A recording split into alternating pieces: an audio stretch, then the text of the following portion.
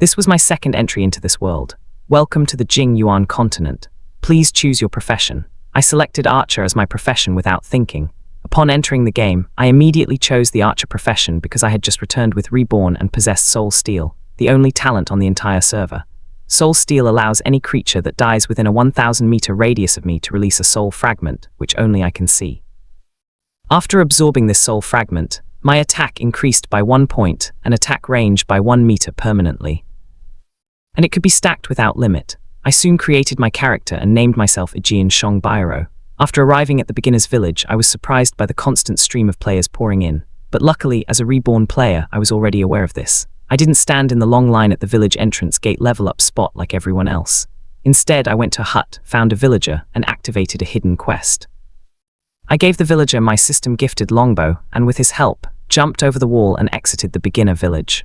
Oh man, he gave his weapon to someone. Will he be beating monsters with his fists now? I ignored the astonishment of the people around me and quickly walked around the village's entrance to the village entrance level-up spot. The Jing Yuan game server had just been launched, so the level-up area at the village entrance was crowded with new players. The only rabbits there were level 0, which could be beaten with all your might even without a weapon. Then my eyes fell on a rabbit I had just killed. I saw a soul float from its corpse. The soul flew straight towards me and entered my body. I absorbed the soul fragment. Plus, my attack increased by 1 point and my attack range increased by 1 meter. A huge smile appeared on my face. Then, I stood right in the center of the level-up spot and began continuously absorbing soul fragments from around me. Because there was a huge crowd of people leveling up there, in just 10-15 minutes, my stamina had changed drastically and dangerously. My attack and attack range had surpassed those of normal players, and they were still increasing with the number of dying rabbits. While I was busy absorbing my soul fragments, a voice came from nearby. Man, this archer is so poor. Look, he's lost his longbow. Yao, don't be stubborn. We can't even get experience ourselves. Where do we have time to carry someone else? I see he's been standing there for a long time. Can we carry him with us? Don't get hung up on anything. 5 hours soon passed, and the player count at the village's entry level-up spot began to dwindle, and my stamina had drastically changed. My attack had reached an insane 4258, and my attack range had also increased to 4253 meters. About half an hour passed. Now very few players were coming out of the beginner village. The rabbits nearby were dying at a slower rate. Seeing this, I didn't stay there any longer and headed for the level 1 level-up spot in the distance. The monsters there were wild cats, whose attack was slightly higher than the rabbits, but their health was about the same, so they were dying very quickly. There I also saw some familiar people, the same brother-sister Jew I'd met earlier. Their brother was a priest and his sister was a priest. They were fighting the wild cats with all their might. Every cat's claws landed on the brother, causing him to scream in pain. The brother gritted his teeth in pain. Brother, I've seen that poor archer again. He's still at level 0. Brother, should we take him on? He doesn't even have a weapon. Are you crazy? You're brothers. Little Dagger is about to smoke while he's wielding it, and you're worried about a man walking on an unknown path. Hearing this, the sister fell silent. She just gave me a sorry look. But her brother was also working hard, so she gave him a heal. Healing spell plus 61. A green light flashed above the brother's head and a smile instantly appeared on his face. Let's just kill 2 more wild cats, then we'll level up. After that, your brother will take you to kill level 2 monsters. Okay. Brother, what is this? The Wild Cat King, a black iron rank boss. Yoya gave a loud scream and suddenly a laughing, dog-sized wild cat spawned.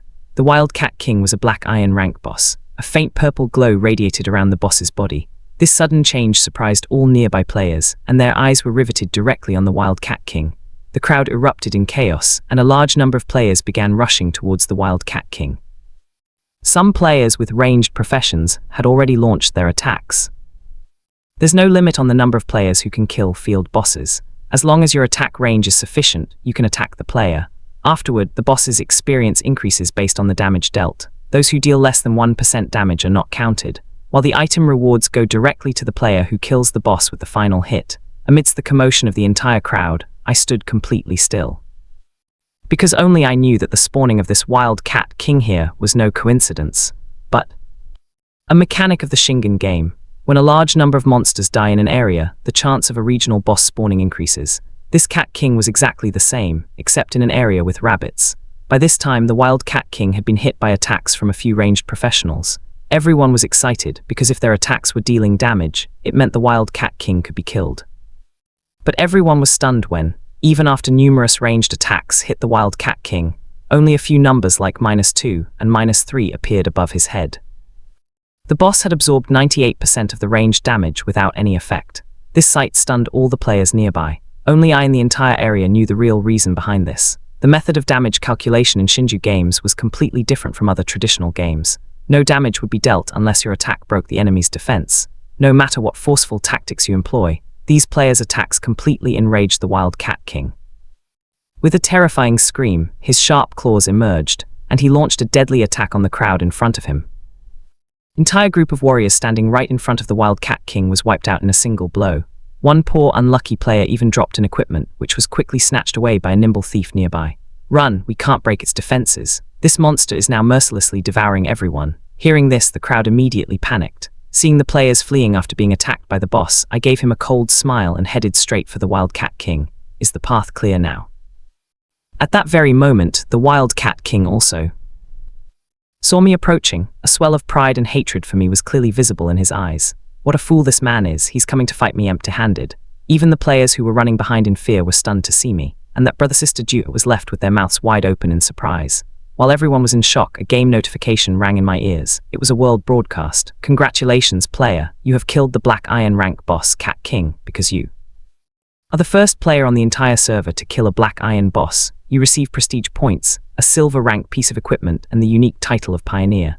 As the first player on the entire server to kill a boss, your success will be announced throughout the Jing Yuan Continent. Do you wish to remain anonymous? Absolutely not. The server-wide announcement came. Player Ian Shangbairo is the first player on the entire server to kill a Black Iron boss. As a reward, you receive silver rank equipment and prestige points, and your unique title is Pioneer. At this moment, everyone present had only one question on their minds. Who is this Ian Shangbairo, and how can we contact him? Before the players could recover from their shock, I quickly picked up all the loot on the ground and dashed out of the crowd without looking back. Meanwhile, I was hiding in a corner of the beginner's village, checking my rewards. I added the 10 stat points I'd earned from leveling up to my constitution.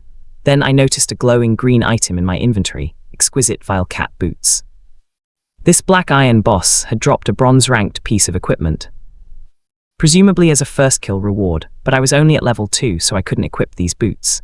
In addition to the bronze equipment, I also had a silver chest that I hadn't opened yet. I took a deep breath and opened it. A bright, silvery white light shone from inside. It was the Silver Moon Longbow. The Silver Moon Longbow's rank was silver. Attack range plus 50, attack speed plus 10%. Its active skill was Silver Moon Cal.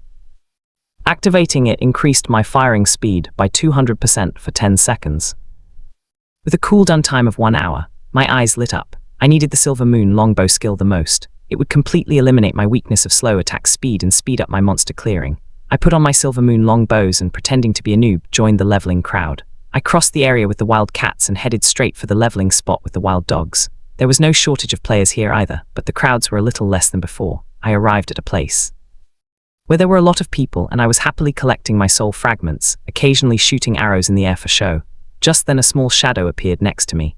Swang Master, is that you? I said, feigning ignorance. Are you mistaking me for someone else? No, that's impossible. I've been noticing you for a long time. You're the same Ajin Swang Bei. You're really the wrong person. Don't make me mad. I remember your body shape very well. Master, can you add me to your friend list? In the future, you can call me whenever you need healing. My healing power is very strong, and my brother is also very useful. If you have any urgent work to do, I can call him for you. Yao Yao said, pointing a little distance away to where her brother was spinning his tagger so fast that he couldn't be seen. Yao Yao, my health is about to run out. Save me. The girl raised her hand in the air upon hearing this. The next second, a green light flashed above the thief's head, and his health increased to +8. This made me frown. Her healing was truly impressive. A normal priest at this level can only heal up to 40, but this priest named Yao Yao had healed 88 straight away. Okay, you can add me to your friend list. I've already sent a request. My name is Yao Yorchen, one of the 3 greatest healers in my past life, known as the Walking Fountain of Healing, Uni Yao. But in her past life, this Uni Yao had such an attitude that no one would wander near her. She was completely different from the innocent and bubbly girl she is today. Okay, fine, but wait a minute. If this priest standing in front of me is really Yuna Yao, then is her brother's name definitely your brother? Yuying, do you know my brother? My suspicions were correct. He was the most dangerous thief in the gaming world, a speed monster and Jing Yuan's #1 blade. I'd heard his talent was speed enhancement, meaning he could be a great pawn for me. A devilish smile appeared on my face at the thought. I glanced at Yun Now with a sweet look. I'm not adding your brother right now. If I have any future work, I'll call you directly. Okay, sir. After a brief conversation with Yun Yao, I left. At the wild dog's level up spot, most of the players had already reached level 3, and some pro players were already crossing level 4 and approaching level 5. I remembered well that the first player to reach level 5 receives a unique quest from the beginner village, and its rewards are also very useful for leveling up. It had been over 6 hours since the game started, and because I was using a gaming helmet, I could only stay online for 8 hours. I had to use my remaining hour and a half to level up to 5, and then take that dungeon quest. Because once I had that quest, I could come online tomorrow and complete it. I looked at my talent. It had already reached over 6,000 stacks. With an attack range and power of over 6,000, I could now take down any normal monster in one fell swoop. Using my memory of the beginner village map, I skipped past all the level up areas below level 9 and landed directly at the level up spot at the very bottom. It was a huge valley surrounded by level 10 monsters called barbarian bears. These bears' health was low, and their defenses were very high, but they were very slow to move. If you had good fighting skills, you could kill them one-on-one. But with my awesome attack range, I didn't need to risk going into this valley. I climbed a nearby high cliff from where I had a clear view of the entire valley, and my distance to the bears below was less than 1,000 meters. I put away my beginner's bow and equipped my silver moon long bow. Drew an arrow with full force and released it. My arrow landed directly in the chest of a bear. The bear's health was 611. With just one arrow, its entire health bar was emptied.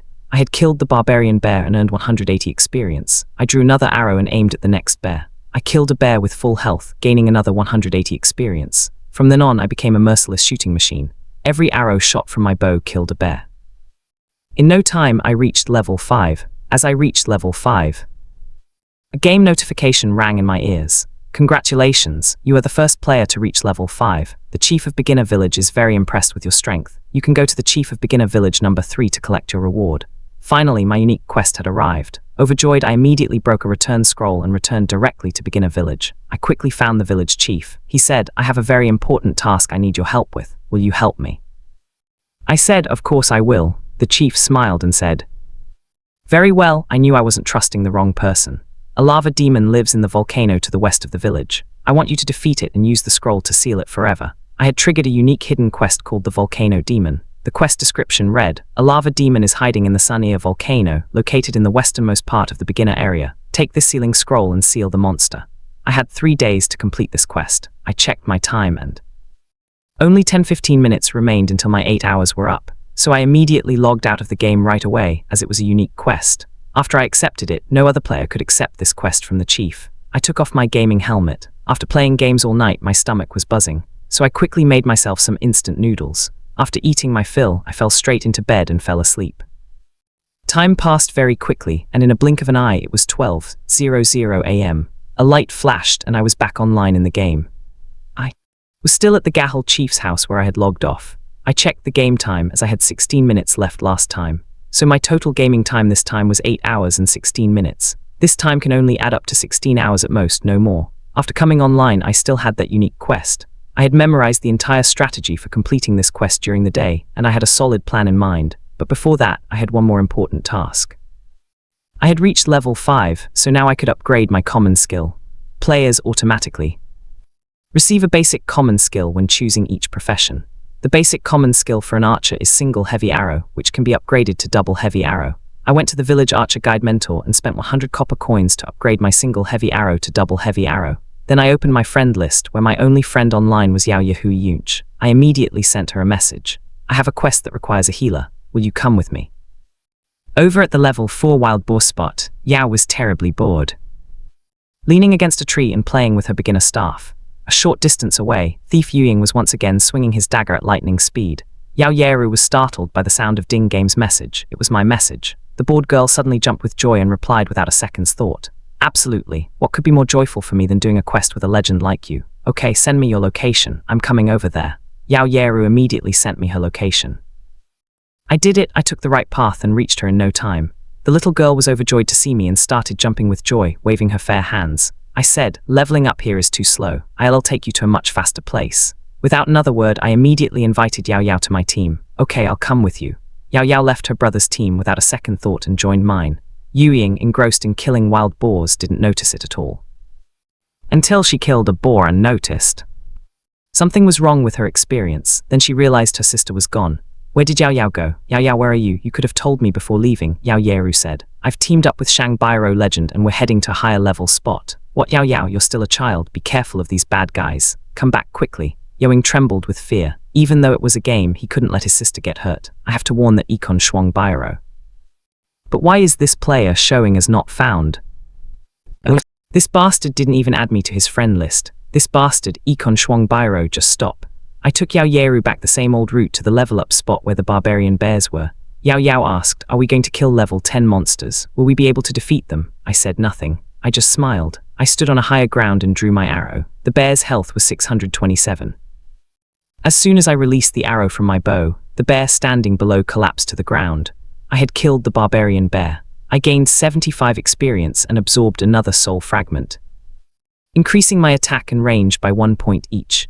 Yao, standing next to me, had her mouth wide open enough to hold an entire egg. She had imagined many ways to watch me kill monsters, but she never imagined I could blow up a bear from so far away with just one arrow. How powerful they really are. Much more than my brother. I ignored Yavia's surprise. I took out my Silver Moon longbow and began firing a barrage of arrows. One bear was giving me 75 experience, while I needed 6,000 experience to level up, but I had their option. I needed a priest's healing to complete that unique quest, so it was crucial to share my experience with her and get her to level 5 quickly. My constant killing of monsters was filling Yavia's experience bar faster than the wind. Finally, it was full. Akaram level 5, Yao Yao was completely stunned. Level 5 so quickly. Yesterday, her brother had worn himself out with his dagger, but even he hadn't moved so fast. Yao Yao's words didn't stop my arrows. I was still continuously killing the bears below. If you're free, go down and pick up the equipment. Okay, Yao Yao replied happily and raced down the valley. Last time, in my hurry to complete the quest in the village, I had left all the equipment lying on the ground. But this time, these magnificent level 10 weapons couldn't be wasted. These equipment might not be useful, but the copper coins they yielded were invaluable. I continued to fire arrows from above the valley, while Yunjia continued to do her work below. My rapid attacks had wiped out all the bears in the valley once again. I was about to leave when I heard Yunjia's loud scream. So there's a boss here. Hearing this brought a smile to my face, and my eyes quickly searched for the massive monster that had just spawned in the valley. Yunjia, who was gathering equipment, immediately sent me its details. It was a bronze-ranked boss, the Barbarian Bear Guardian. Its skills were Bear Roar, Earth Stomp, and Savage Charge. Truly, it deserved to be called a level 10 bronze boss. Its stats were absolutely dangerous. Normal players couldn't even harm it. But the good thing was that my attack had now reached 6452, so without any damage reduction, a single arrow could deal over 4,000 damage to it. I told Yao Yeru to get away and go to a safe place. I'll go check on this boss. I sent Yunjia a message and immediately activated my Silver Moon Longbow's active skill, Silver Moon Carnival. This increased my firing speed for 10 seconds. It increased by 200%. Currently, my speed was about less than 2 seconds for an arrow to be fired. But after the skill was activated, I could attack more than 10 times within 10 seconds. Furthermore, I could use my archer skill, Double Heavy Arrow. This skill fires 2 heavy arrows simultaneously at a single enemy, each dealing 150% attack damage. Using this skill costs mana and has an 8-second cooldown. Based on the skill's power, I could deal 12,000 damage to this Barbarian Bear Guardian. I set my hands and immediately used my Double Heavy Arrow scale, then activated the Silver Moon Carnival and rained down arrows like crazy. 10 seconds later, I used Double Heavy Arrow again. Yunjia, hiding in the valley, was stunned when she saw countless numbers of damage floating in the air above the Barbarian Bear Guardian's head, and the boss's health bar plummeting to empty like water released from a dam. The boss was destroyed in a single blow, and Yao Yao had reached level 8. She thought that killing a black iron boss was the ultimate strength, but I had taken down even a bronze rank boss in a second. Just then, a notification from the game rang in my ears. Congratulations, you have killed the bronze rank boss, the Barbarian Bear Guardian. Your level is now 8. Being the first player on the entire server to kill a bronze boss adds 30 points to your prestige. You receive a gold rank equipment selection box, 30 free stat points, and a profession common skill book. Do you want to remain anonymous? Absolutely not. The announcement went out across the server. Players Jane, Swang Biro, and Yao Hui Yunch were the first on the entire server to kill a level 10 bronze boss. This announcement spread like wildfire throughout the game, and players who were busy leveling up were stunned. Is this a joke? A bronze rank boss and that too a level 10 boss? Yu Ying, who was constantly messaging his sister in the wild boar area, was also stunned. He thought his sister was being fooled, but she was really leveling up. He even killed a bronze boss. This guy really has a lot of power. He texted his sister, "Where are you guys right now?" "I'm on my way there too." Brother, there's no need for you to come here. I am with Akka right now, and he's about to upgrade my priest skills. Inside the beginner's village, I took Yunya to the priest guide so she could upgrade her healing skill. After the skill upgrade, I also gave her the equipment dropped by the bronze boss, Geothermal Necklace Black Iron. This increased mana recovery speed by 30%. This would significantly increase Yunya's ability to heal me, which would be very useful in my upcoming unique quest, Guardian Leather Armor Silver, whose skill was Earth Guardian. Instead of being drained of life by a lethal attack, my health would remain at least 1 point. This was very useful for me, and it revived my already weak body. In addition to the equipment, that boss also dropped over 600 copper coins, half of which I gave Yunya. I gave it to him. He happily said, playing with a legend is just so much more fun. After dividing up all the boss's loot, I immediately used my common skill book, as it was a selection book. So without thinking, I chose a skill called Split Arrow. It was a passive skill. After my arrow hit an enemy, it would split into 3 more arrows, which would automatically hit nearby enemies and deal 80% physical damage. These arrows would have a range of 50% of my original range. The cooldown to turn it on or off was just 1 second, and it didn't take much time. It was the only AoE skill available for any archer before level 10, and it was extremely useful to me because the crowds of players weren't as crowded as they used to be. I couldn't use them as laborers anymore, and the players' monster killing speed was much slower than my own arrows. Therefore, this split arrow skill perfectly met my need. After choosing my skill, I went to gold. I opened the equipment box. I was only level 8, and most of the gold equipment in the box required level 10 to use. I looked carefully at all the weapons and finally selected a ring. Sharpness ring, rank gold. If the gap between each of my attacks is less than 3 seconds, it's my number. A swiftness power would add to my speed. Each point would increase my attack speed by 10%. Up to a maximum of 8 times. This meant that if I kept up my pace, I would be more than twice as fast as before. This ring was truly useful. When I used it along with my Silver Moon longbow from Silver Moon Carnival, my attack speed would quadruple its normal speed in just 10 seconds. No boss in the game could survive this terrifying level of speed. I put on my swiftness ring and bought 2,000 new arrows from the weapon shop. Then I asked Yunya to accompany me out of the village. It was time to complete that unique quest. As soon as we left the village, Yoing ran frantically back to the village. He searched for his sister throughout the village but couldn't find her. Yao, where are you? Igjian Shang Bairo, give me my sister back. Outside the village, Yunya and I teamed up and headed west. Any monster I saw along the way, I simply shot an arrow at it and killed it. I wasn't even picking up dropped equipment or coins.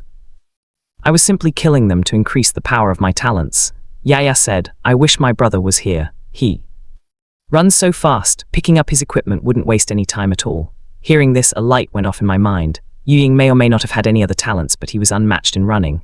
My attack range was constantly increasing. I had to run a long distance to pick up the equipment. If I ran back and forth 1,000 meters myself, it would be a lot of time, but it would be fun if someone else did it for me. I asked, Yao, where is your brother right now? He's in the beginner's village. Why, what's wrong? I said. Send him your location and call him here. Yao Yao immediately sent his location. I said, okay, let's move on. Yuying's fast back will catch us quickly, and that's exactly what happened. In less than 5 minutes, Yao Yao told me her brother had arrived. Hearing this, I stopped my steps. I saw a dark shadow in the distance. She was running towards us at lightning speed. Yuying's feet were talking in the air. He didn't want to stop for even a second. Hey, you bastard, stay away from my sister. Or no one will be worse than me. Yuying hadn't even finished speaking when an arrow from my bow hit a small deer standing nearby. The deer's health was 6841. Oh my god, Yuying's eyes widened in shock. He had seen my damage before, but back then I was only able to deal up to 4,000 damage, and now it had reached almost 7,000. It hadn't even been a day since he'd seen me. This guy has gone absolutely insane. Pretending to be unaware, I asked, what did you just say? You didn't even hear me. Yuying stammered, I meant legend, Akka.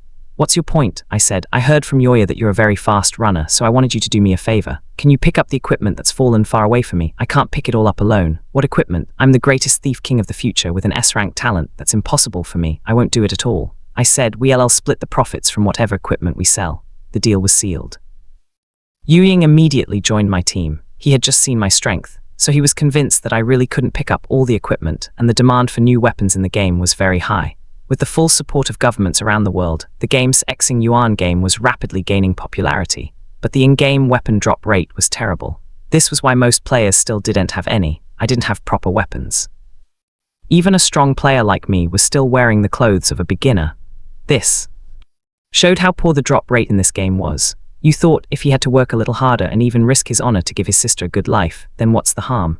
After Yuan joined our team, I couldn't stop myself and started moving forward, destroying everything in my path. All the way, I had a chance to observe Yuan's terrifying speed. He was truly faster than me, while this time with the power of weapons.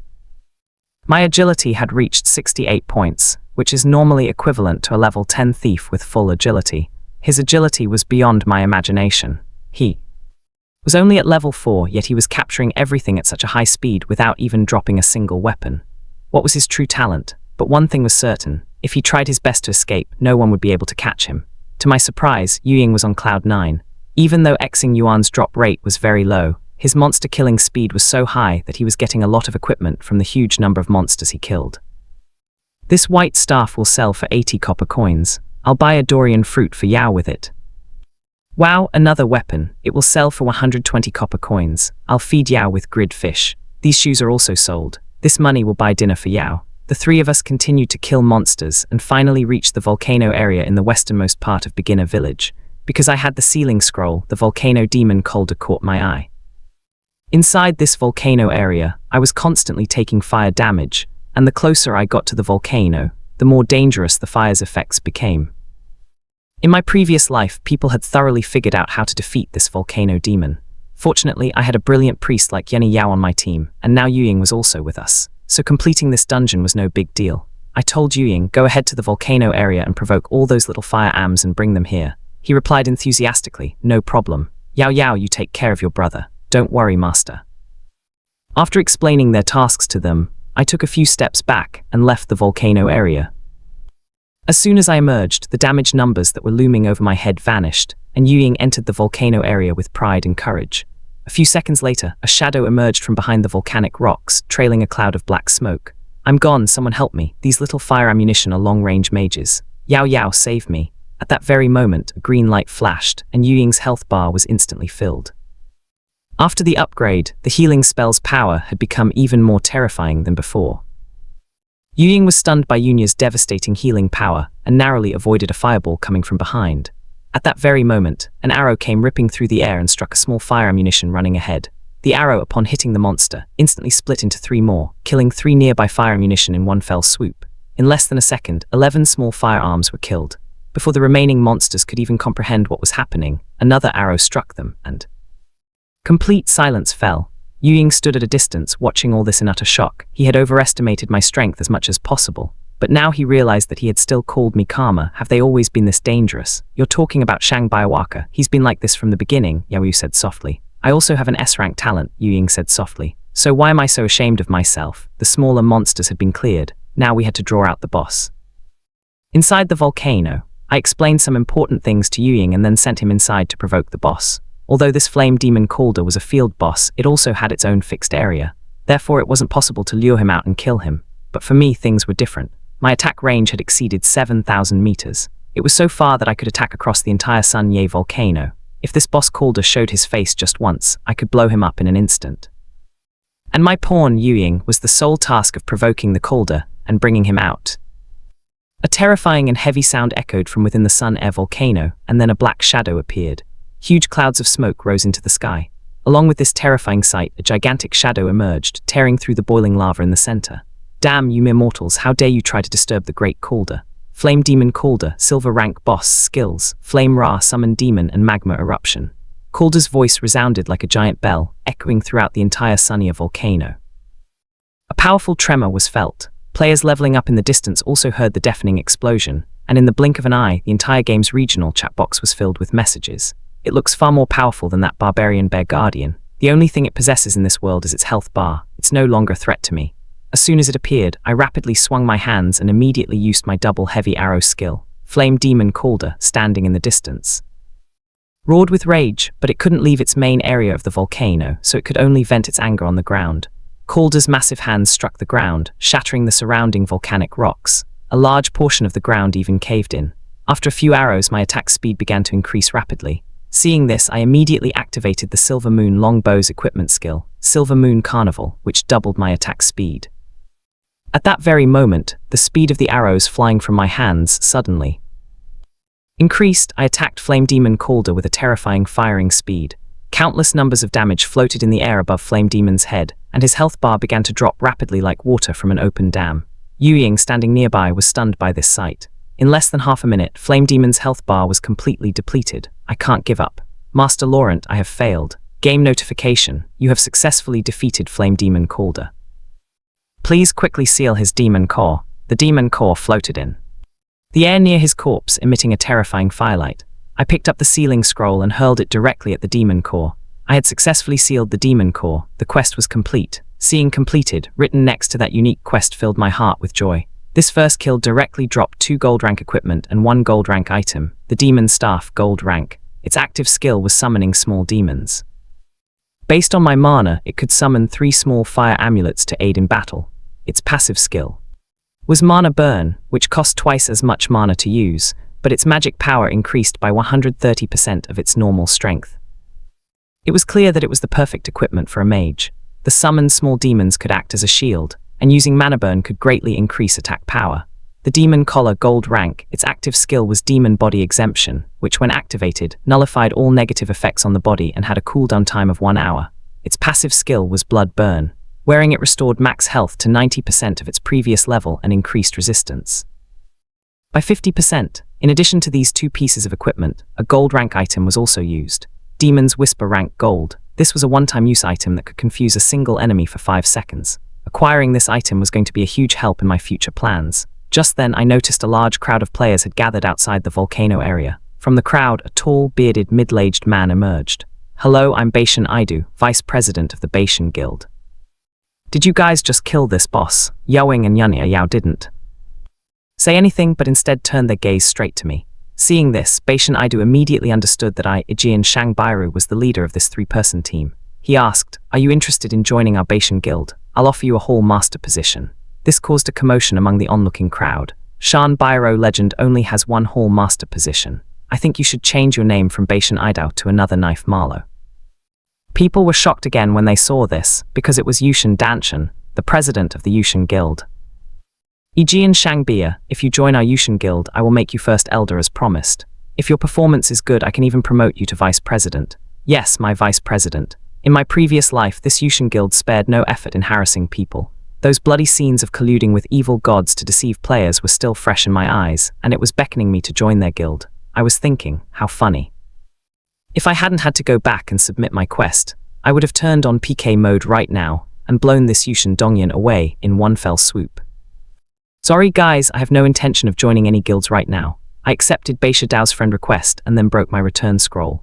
Yushin Dongyan's face turned red with anger as he headed straight back to town without a second glance at the Yushin Guild. As the crowds dispersed, news of Aegean Shangbairu killing another boss and rejecting offers of big guilds spread like wildfire on the game's forums. I didn't have time to dwell on all this nonsense. By this time, I was back in the village. Chief, I've completed my quest. The chief took one look and said, I knew you were a capable warrior. Here's your reward. Ding, you have completed the unique quest, Volcano Demon. You received the unique item, Angel Wings. Angel Wings can be soul-bound, and once bound, you can control them and fly freely. This was the only piece of equipment that could be upgraded, and it was only available to the first person to complete this unique quest. I simply thought to myself, and the wings behind me flapped slightly, and I took to the air. Players doing the quest nearby shouted in surprise. I was delirious with joy, experiencing the experience of flying for the first time. After flying for a full half hour, I landed involuntarily. Congratulations, you've reached level 10. I was lost in nostalgia for a moment. In my previous life, it took me a full 10 days to reach level 10, but in this life, I had reached level 10 in just 2 days. An announcement floated in the air. A player has reached level 10. The level ranking board opened. This announcement shook players across the game once again. Is this a joke? People are at level 4 and someone has reached level 10. Can there really be such a huge gap? Is this a joke? I'm still at level 4 and someone has reached level 10. How can there be such a huge gap? This Shang Biao must be a legend, then it's okay. On the other hand, at a level 6 level up spot, Yushin Dangyan's face looked terrifying. This Aegean Shang Biao is becoming increasingly dangerous. If he can't work for me, I'll destroy him. Go to Allure and investigate him thoroughly. If he really doesn't know his worth, then President, don't worry, I'll take care of this.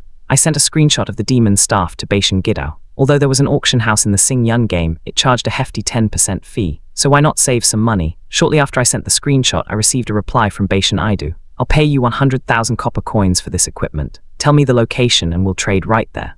I said, send someone to the gate of the beginner village. We'll trade right there. Shortly after, I saw a boy named Beishan Shahujuafeng running toward me. He spoke to me with great respect, and we quickly completed our trade. Beishan Shahujuafeng didn't dare leave the village and ran straight to the warehouse in the center of the village. From now on, I could finally stack my talents in peace. I first flew over the level 0 rabbits, and then, taking advantage of my extremely long attack range and the AoE damage of the split arrow, wiped out all the rabbits in the entire level up area in less than 2 minutes. Using the same method, I completely cleared the level 1 area. Meanwhile, I contacted Yao Hui-chan and gave him a location. I told him to take his brother Yuying there and wait for me. By the time I reached the designated spot after flying all the way, my talent stack had surpassed 10,000. When I landed in front of Yao and her brother, both siblings were stunned. We all quickly arrived at the spot where I had killed the flame demon. It was a small valley filled with volcanic ash. I took out the sealing scroll that the village head had previously processed. A system notification appeared. Remaining flame demon energy has been detected in this area. Do you want to use the sealing scroll to open a teleportation portal? I said, yes, open it. Player Jian Shuangbiu has opened the Demon's Breath dungeon. Any player above level 5 can enter this dungeon. Less than half a minute after the dungeon opened, a message appeared on my friends list. Brother, our guild wants to achieve first clear of this dungeon. Can you help us? What do you want in return? Tell me yourself. I said, okay, but I'll share all the equipment found inside the dungeon, and I want 100,000 copper coins after the task is completed.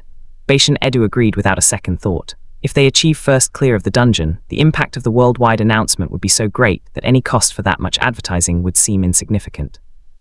By the time Beishan Edu arrived, players leveling up nearby began to slowly gather there. Seeing the three of us, they quickly recognized me. A few good-looking female players immediately approached me. Don't you need girls? We're all very nice girls. I'm a priest with strong healing and my uncle's damage explodes like a bomb. Yao, standing next to me, was so irritated by this that her face turned to the sky. She felt like someone was eyeing her most precious possession. Beishan Aidu didn't keep me waiting long. To prevent another guild from stealing the first clear, he quickly arrived with 8 of his guild members. I put Yuna, Yao and the Beishan guild members together in the team. I said, once we enter the dungeon, everyone will follow my commands. I guarantee you'll find the first player easily. Beishan Aidu said, don't worry, I've explained everything. If anyone doesn't listen to you, you can kick them off the team. Shangyao legend, Yun said from behind, I haven't even joined the team yet. I said, the Beishan guild can pick up the equipment, so you don't need me right now. With that, I walked ahead of everyone and entered the dungeon, leaving Young standing there, tearing his hair out in shock. That's great, you ran off with Izan Shangban, my sister, again. You've really pissed me off. System notification, you're about to enter Demon's Breath, the dungeon. Please select a difficulty. I chose Hell difficulty. You're being teleported with the game's sound. Our entire team arrived inside the Hell difficulty Demon's Breath dungeon in an instant. As we stepped inside, a fierce flame of fire hit our faces, making everyone feel uneasy. At that very moment, the people in the Beishan guild also sensed something was wrong. Why is this a health difficulty dungeon? Brother, this is Hell difficulty, I said. The item I need can only be dropped on health difficulty. Hearing this, Barshan Gidao immediately shut his mouth. But the other players in the Barshan guild couldn't contain themselves. Even though he wasn't speaking out loud, he was venting his anger in his private chat group. What is this, a Jian Shang kidding? We haven't even cleared this dungeon once. And he's chosen the highest difficulty. Does he want us killed? Beishan Aidu said to the group, let's try it first. If he's chosen this difficulty, he must be confident in his strength. Hearing Beishan Aidu's words, the others were left speechless and had to keep quiet for the time being. I had no idea what the Bartartan guild members were talking about me in their small group. My entire focus was on the details of the dungeon. It was the Demon's Breath dungeon on Hell difficulty. I'd been to this dungeon in my previous life, but I'd lost to the final boss. That boss was a huge headache for melee fighters. Because of this, I couldn't utilize my true strength and our entire team was killed. But now things were different. I held my Silver Moon longbow and looked at one of the thief players on my team and said, Thief, you go ahead and pull out the monsters. The healer, keep an eye on his health, and the rest, be ready to remove equipment. Shouldn't the tank warriors go ahead and absorb the damage while the thief pulls out the monsters? Well, being one of the top players in Barton Gill's elite group, even though he was a little upset with my chosen Hell difficulty and strange command, his gaming skills were excellent. Attacking the monsters, pulling them out, protecting the team, and healing, everything was going smoothly. At that moment, the thief who had run ahead had brought a lot of demons behind him, those human-like demons. As soon as we saw the thief, we roared and ran towards him. The thief was terrified. These demons had very high attack and very low defense. If he accidentally got even 2 hits, he would collapse on the spot. Seeing this, the team's tank warrior was about to move forward to block the damage, but then I raised my bow and fired 3 arrows in a second. Using the double heavy arrow and split arrow simultaneously, huge damage numbers floated above the fire demons' heads, each number exceeding 10,000. In the blink of an eye, 7 or 8 lava demons chasing the thief collapsed, leaving only dropped equipment and copper coins on the ground. Everyone there turned pale at the sight. What nonsense is this? Damage exceeding 10,000, a single arrow leading to death. Even Bashan Edo fell silent. He knew I was dangerous, but he hadn't even dreamed of something so dangerous. But anyway, seeing my strength was a comfort to everyone.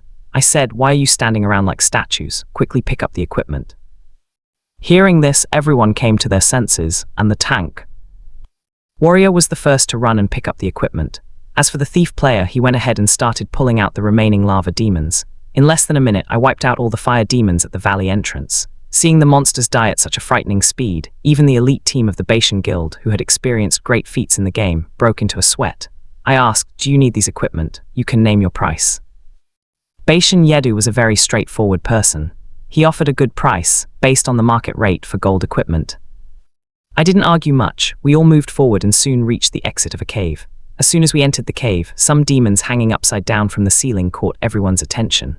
I raised my hand and fired an arrow. Then I used a combination of double heavy arrows and split arrows, followed by a flurry of normal attacks. The small group of gargoyle demons in front of us was wiped out in an instant. The rest of the team was stunned. If all dungeons could be cleared like this, it would be so much fun. Brother Daeru, you're truly amazing. We all moved deeper into the cave. Soon we saw 3 paths ahead. I knew the middle path led straight to the boss, and the 2 left and right paths contained the switches we needed to open. So without wasting any time, I took the left path. Less than 3 minutes later, the path in front of us suddenly widened, revealing a vast underground area. Right in the center of that underground area stood a magnificent fire altar. A stone demon stood in the center of the altar, and behind it was a lever-like switch. It was necessary to activate that switch to enter the boss room. The only way to reach the altar was through a long chain-link bridge, beneath which lay an endless darkness. To complete the level, one had to cross the bridge to the altar. When the demon awakened, it would destroy the bridge first. Therefore, any player who went there, if they failed to kill the demon before the bridge collapsed, was certain to die. The thief player who had pulled the monsters earlier stepped forward and said, "I'm going. My speed is very fast. Maybe I can distract him for a while." I nodded, gesturing for him to proceed. Upon receiving my signal, the thief immediately ran towards the altar in the center. As soon as he crossed the bridge and reached the altar, a thunderous roar echoed in everyone's ears. "Foolish humans, you don't have the guts to bother the great flame demon Master Laurent." The statue came alive in an instant, and a terrifying flame erupted from its body. Demon Guard Chanori Elite Level 10. Someone asked, "This distance is too great. Will Legend Darker be able to hit that demon?" Hearing this, everyone tensed. While everyone was worried, I drew my bow. A normal wooden arrow was set on the silver moon long bow and flew through the air. Everyone's eyes were fixed on the wooden arrow until it landed directly on the demon guard's body. The demon guard's health was 12,248. "Did you really reach the damage number? Is that possible?" The demon cried out. "You disgusting insects, come to me and fight me." The demon guard couldn't last even 8 seconds against my continuous attacks and fell to the ground in agony. As soon as that boss died, a lot of equipment dropped to the ground. The good thing was that the thief player was still alive and quickly picked up all the equipment. I completely ignored some of the useless black iron and silver equipment, but I kept one of the silver staffs. This silver equipment's stats were quite normal, but the razor skill it came with was very useful. I said, "Give this staff to Yao." When that little girl got hold of that silver equipment, she was completely stunned. Without batting an eyelid, the boss gave me such a wonderful equipment. Activating it grants a razor stat. This is truly an amazing skill. After distributing the equipment, the thief player pulled the lever. Then I took the entire team back to the 3-path area and chose the right path. Just like the altar before, a demon guard was guarding it. I used my old method and killed the guard before the bridge collapsed. This time, some silver equipment and a lot of black iron equipment dropped, but they were of no use to me, so I sold them to Bashan Idu for coins. After the 2 altars were switched on, our team was finally about to face the final boss. We continued downward through the middle passage. Soon our team reached a cave that was many times larger than the previous 2 underground rooms. The difference was that this cave had no altar or demon. Only a stone staircase led downward, and beneath it was boiling, seething lava. Right in the middle of the lava, a huge demon stood sleeping with its head protruding and its eyes closed. This was the final boss of this dungeon, Flame Demon Laurent. There were a few small platforms built along the edge of the lava. Barely 3 or 4 people could stand there. There was no room to even stand. In my previous life, I had fought this boss standing on these same small platforms. But back then, I was a mediocre fighter with a very limited attack range. I exerted every ounce of my strength, but in the end, I couldn't defend myself from the boss's magma eruption attack. I said, "This is the archer's job. Someone go and bring the boss out." One said, "No, there's too little space down there. I won't be able to aim." Another said, "I'll go." Finally, another archer from the team took on the task. He went down the stairs and used his double heavy arrow scale, aiming at the demon's head. But his arrow only dealt 5 damage to the demon. A single-digit blood-red number flew above the boss's head, making the archer break out in shame. Compared to the 10,000 plus damage I dealt each time, his single-digit damage seemed like a joke. Beishan Idao was also deeply embarrassed by this sight. He secretly glanced at me, and when he saw that I had no strange reaction, he breathed a sigh of relief. After taking damage, the deeply slumbering demon finally awoke. "You all will pay with your lives for awakening the great Laurent." With a terrifying roar, the demon submerged in lava slowly emerged. Unlike the massive demon outside, this flame demon Laurent was only around 5 meters tall. But its stats were far more dangerous than the previous one. Flame Demon. Laurent Silver Rank Boss, Level 10. Demon King Form Skills, Flame Roll, Summon Demon Magma Eruption, Joints Body and Ribbon Fire. When the Flame Demon's terrifying stats were revealed, everyone was stunned. "Can any human defeat this monster? We're all going to die here. Stop talking nonsense," one said. "But just look at him." Everyone's eyes turned to me. They saw that I had drawn my bowstring fully, and the arrow shot from my hand hit the flame demon standing below with perfect accuracy. The demon's body dealt minus 9,754 health damage. The flame demon's full fury instantly turned towards me. "You bastard, you've really pissed me off," I yelled. "Get out of there quickly." A deafening explosion erupted. Screams echoed everywhere, and the profile pictures of most of the team members went black in an instant. Only Yuni Yao standing next to me survived. Everyone else, even Beishan Idao, was wiped out in an instant. "Hold me tight," I said to Yuni Yao, then spread my wings. I flew towards the roof of the cave. Yunia was trembling with fear. She gripped my hands tightly with both of her hands, and I carried her straight to the highest point of the cave. We were now a full 500 meters above the flame demon standing in the lava. From that distance, none of the flame demon's attacks could reach me. I immediately raised my bow and showered arrows at the flame demon roaring in anger below. Unable to reach me, the flame demon could only roar helplessly and pound the lava around it. At this moment, the Beishan Guild's private group was filled with messages.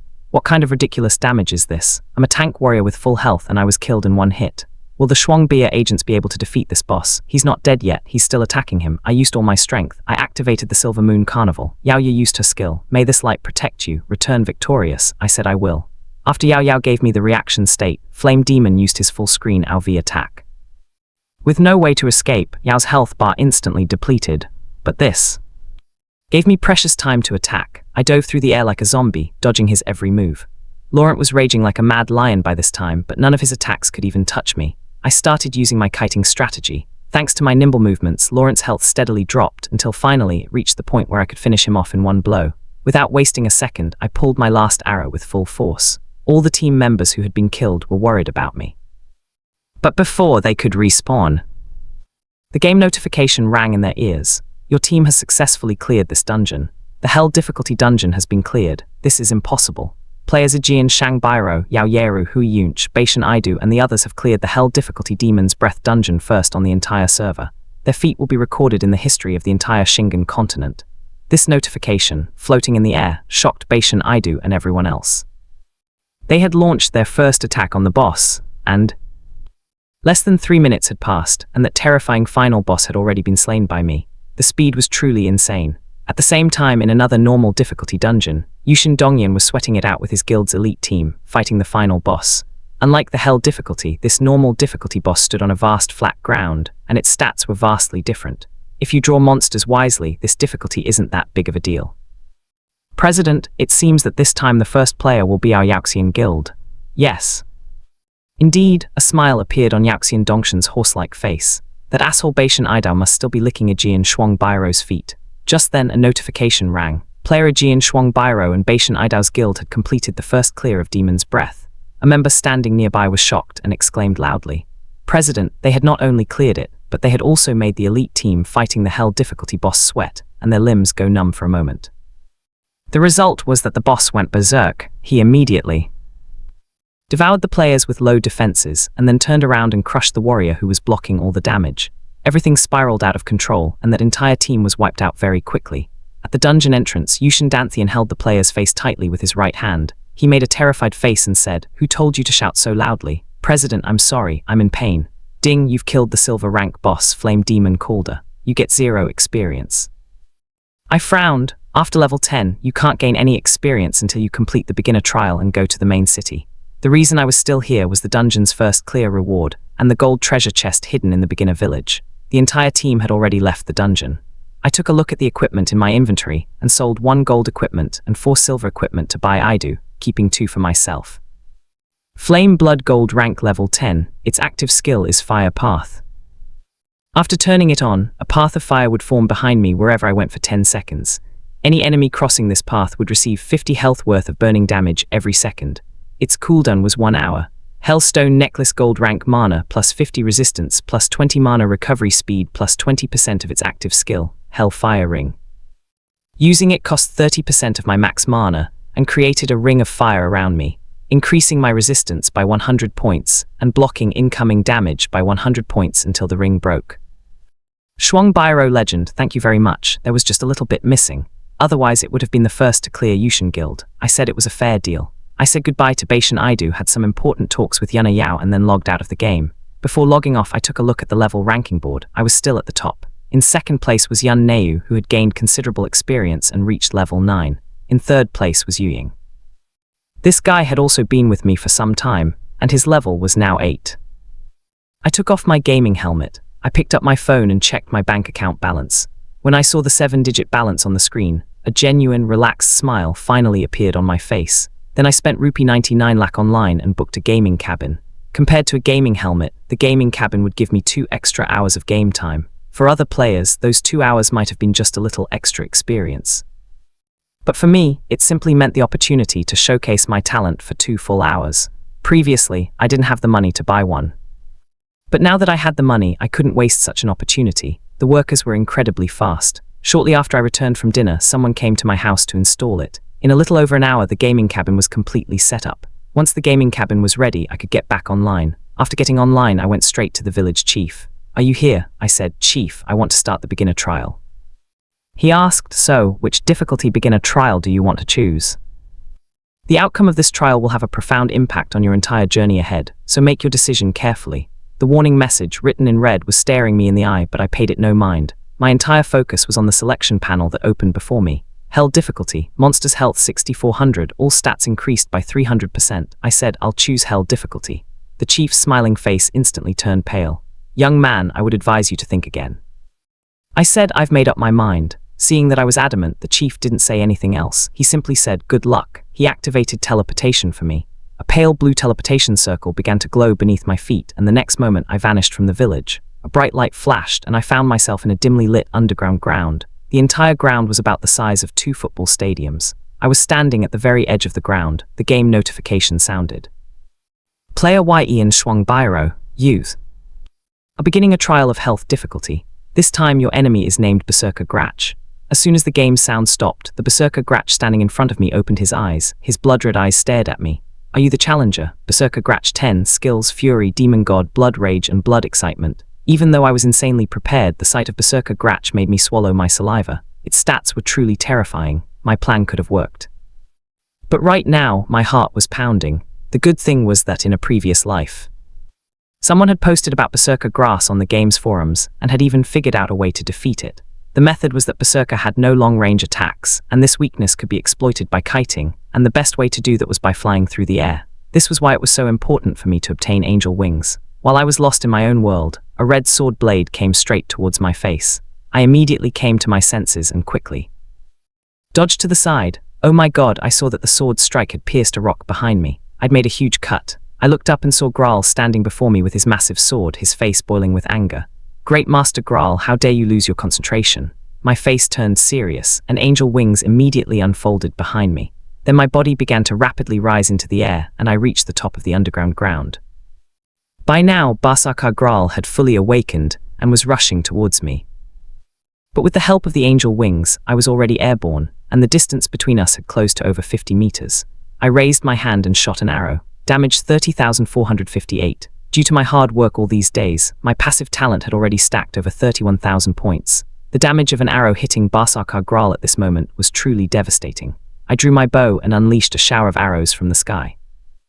But with a single strike of Graal's sword, I blocked them all. You can try all the other tricks you have, you worm. When I saw that my attacks were having no effect, I immediately activated my skill, Silver Moon Carnival, which increased my attack speed by 200%. I kept firing arrows continuously. Graal held his heavy sword in front of him like a shield and blocked many of the arrows, but some still hit him, causing damage. Are you tickling, Great Master Graal? I had a completely cold expression on my face. Without a word, I released arrows from my hands so fast that they were invisible. Countless arrows rained down on Graal, but he was easily blocking them with just a few swings of his sword. I'm done playing with you. Fury. He used his skill, Fury, with Graal. I was looking at Graal very seriously at this time. Graal swung his sword and a wave of swords came towards me, cutting through the entire underground ground. I quickly dodged and the wave shattered the stone wall right behind me. My heart sank. What kind of demonic power is this, brother? Graal swung his sword several times. Countless blood-red sword waves came hurtling towards me. I quickly flapped my wings and darted through the air. I frantically dodged the countless attacks like a frightened bird. Each sword wave hit the wall, creating a huge explosion. Seeing my helpless state, Graal couldn't help but mock me. What's wrong, you little worm? You gave up so easily. I stepped out from among the crumbling stones. I brushed the dust off my clothes and said in a cold voice, "Now I'll show you my true power. What nonsense are you talking about, Moon God?" With a loud scream, a silvery white magic circle surrounded me. The angel wings behind me twisted together, encasing me in a silvery white cocoon. 2 seconds later, the cocoon shattered into countless tiny pieces of light, scattering in the air. Now the real game begins. This was my moon god form, which could only be unlocked when the silver moon longbow and angel wings were combined. And as a reborn player, this was my true trump card. Spirits of the moon, answer my call. This was my special skill in moon god form. The soul break skill granted me 200% true damage to my attack power and added 1% of the enemy's total health. My arrow shot forward with lightning speed. Graal held the Graal's sword in front of him as a shield. The moon arrow and Graal's sword collided, creating a terrifying shockwave. When the smoke cleared, I saw that 34 of Graal's health bar had been depleted. I was flying through the air and I looked mockingly at Graal, who was on one knee panting heavily. What happened, Master Graal? You're not that strong. You worm, you really have strength, but do you think you can defeat me so easily? Your father is Barsarkar Graal. My face turned pale at the sight. When a pillar of red light rose skyward, I drew my bow again and with all my might fired another moon arrow. When the light cleared, Graal was standing there. You never would have imagined I possessed a second phase. This Graal skill was Demon God Blood Rage. When Graal sustained damage above a certain limit, he transformed into his demon god form. Just then, the arrow I released was about to hit Graal. Graal thrust his sword into the ground, and instantly, a pillar of fire shot skyward. My moon arrow struck the pillar and bounced off. My eyes lit up at the sight. Defeating it had become even more difficult. The final decision would rest with this last move. I raised my silver moon longbow. I pulled the string all the way back and began gathering all my strength. O spirits of the moon, transform into a magical dragon and devour the enemy standing before me. I chanted my incantation, gathering all my strength. With this call, a massive magical dragon, formed from the moon god's spirits, emerged from my bow. On the other side was Graal. He began reciting an ancient incantation. O God, give me strength. Graal raised his sword and a wave of blood-red swords shot skyward, tearing the ground apart. Graal hurled the sword wave at the dragon.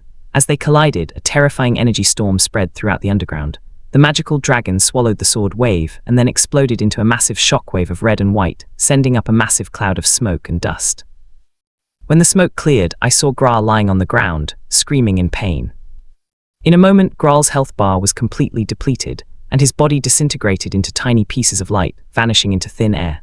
In its place, a crown glowing in 7 colors slowly fell. I descended from the air to the ground. A silver light flashed, and my moon god form vanished, and I put on my leather armor again. I was about to check the equipment when a system sound echoed through my ears. An announcement rang out across the server. Player Aegean Shangbairo was the first player on the entire server to clear the beginner trial on Hell difficulty. This award grants the unique title Star of Hope. This announcement reverberated throughout the server 3 times in a row, sparking a flurry of discussion among all players. What good is this beginner trial? Its rewards are truly amazing. The opportunity to choose a hidden profession, an upgradable equipment, and a skill. I couldn't even dream of such magnificent rewards. Someone please tell me how powerful this Shuangbiu legend has become right now. Even Yushin Dongyan's face looked terrifying at this moment. Can this man really be eliminated? Clearing the Ding Health difficulty trial will quadruple your stat points earned upon leveling up, and the projection of your in-game power into the real world will increase by 10%. Has the projection into the real world really begun already? As a Reborn player, no one understood the meaning of this projection better than me. Whatever power players had in the Star Vine game would eventually be transferred to their real bodies in the real world. I remember when the first player projected their power into the real world after changing their profession, the monsters from the game appeared in the real world as well. I don't know what impact this premature projection of my power will have on the real world. Well, since I can't control it, I just have to become more powerful. Snapping out of my old memories, I noticed the crown left behind by Graal. Titan God King's crown, level 0 rank normal, is upgradable equipment. Skill Titan Star max health plus 10% health recovery speed plus 10% remaining lock skills, counting 4. My heart leapt with joy upon seeing the details of this equipment. It was a completely upgradable piece of equipment. Without a second thought, I took off my demon collar and put on this Titan God King in its place. It gave me a significant boost. When I opened my character stat panel, my health had increased by nearly 1,000 points compared to wearing the demon collar, and my defense had nearly doubled.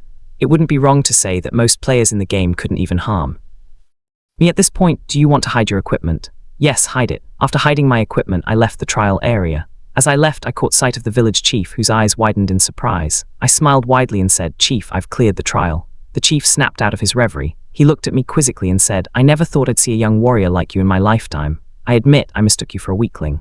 A glint of hope appeared in the chief's eyes as he said this. "If that's the case, I want you to do me a favor.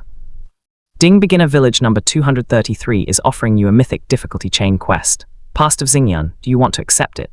I was completely shocked to hear this. In my previous life, this mythic quest was awarded to a top player who had cleared the night difficulty trial and was also the strongest player in Xingyuan. According to him, he had to plead with the chief, and only then did he get this quest. But here, the chief himself is requesting me to take this quest. There's truly a world of difference between the difficulties of hell and night. I accepted it. After I accepted, the chief began speaking again. "I knew I hadn't made a mistake. You're truly a trustworthy person. In fact, our village's first task was to seal a sleeping demon, and even today its heartbeat can be heard underground. Over thousands of years, that seal has weakened and the demon has awakened, and it will soon emerge. The flame demon I sent you to the west to seal was actually born from this very demon's filthy energy and volcanic lava." As soon as the chief finished speaking, the game's notification sounded. "Ding, the chief of Beginner Village number 233 is offering you a chain quest of mythic difficulty. Part 1, Sealed Demon. Do you want to accept it? Quest details. Defeat the demon and put it back to its deep slumber." I accepted without blinking an eye. The chief handed me a token and said, "Keep this key. It will show you the way inside the sealed place." Ding, you have found Sealing Key 1. Sealing Key Quest item details. Using it at a specific location in Beginner Village 2333 allows you to enter a sealed area. After saying goodbye to the leader, I headed towards the location indicated on the key. Beginner Village wasn't very large, so within a short time, I reached the very center of the village. There was a statue with a face that wasn't clearly visible. Around the statue, several players had set up shops, selling equipment and items.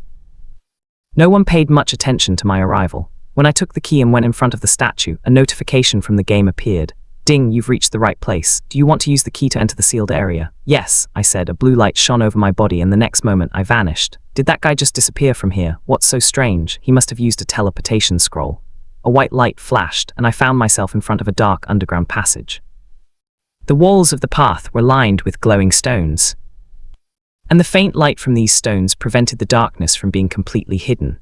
The path led downward, and as I progressed, the air grew hotter. After walking for who knows how long, the path suddenly opened up, revealing a vast underground realm. A faint golden light circled the realm, separating the inside and outside. In the very center of the realm was a large cage, and inside it was a very thin man. 3 spears pierced his body, each emitting a faint golden light, pinning the thin man to the ground. So was this the sealed demon? At that very moment, the thin man seemed to sense my presence and slowly raised his head. When I saw his face, I was utterly shocked. In my imagination, a demon should have a terrifying face and horns, but this man in front of me had nothing demonic about him. He looked completely human. "You loyal dogs truly do your job well. It's been over 1,000 years, but you still haven't forgotten your master's orders." As I stood there in amazement, he began to speak.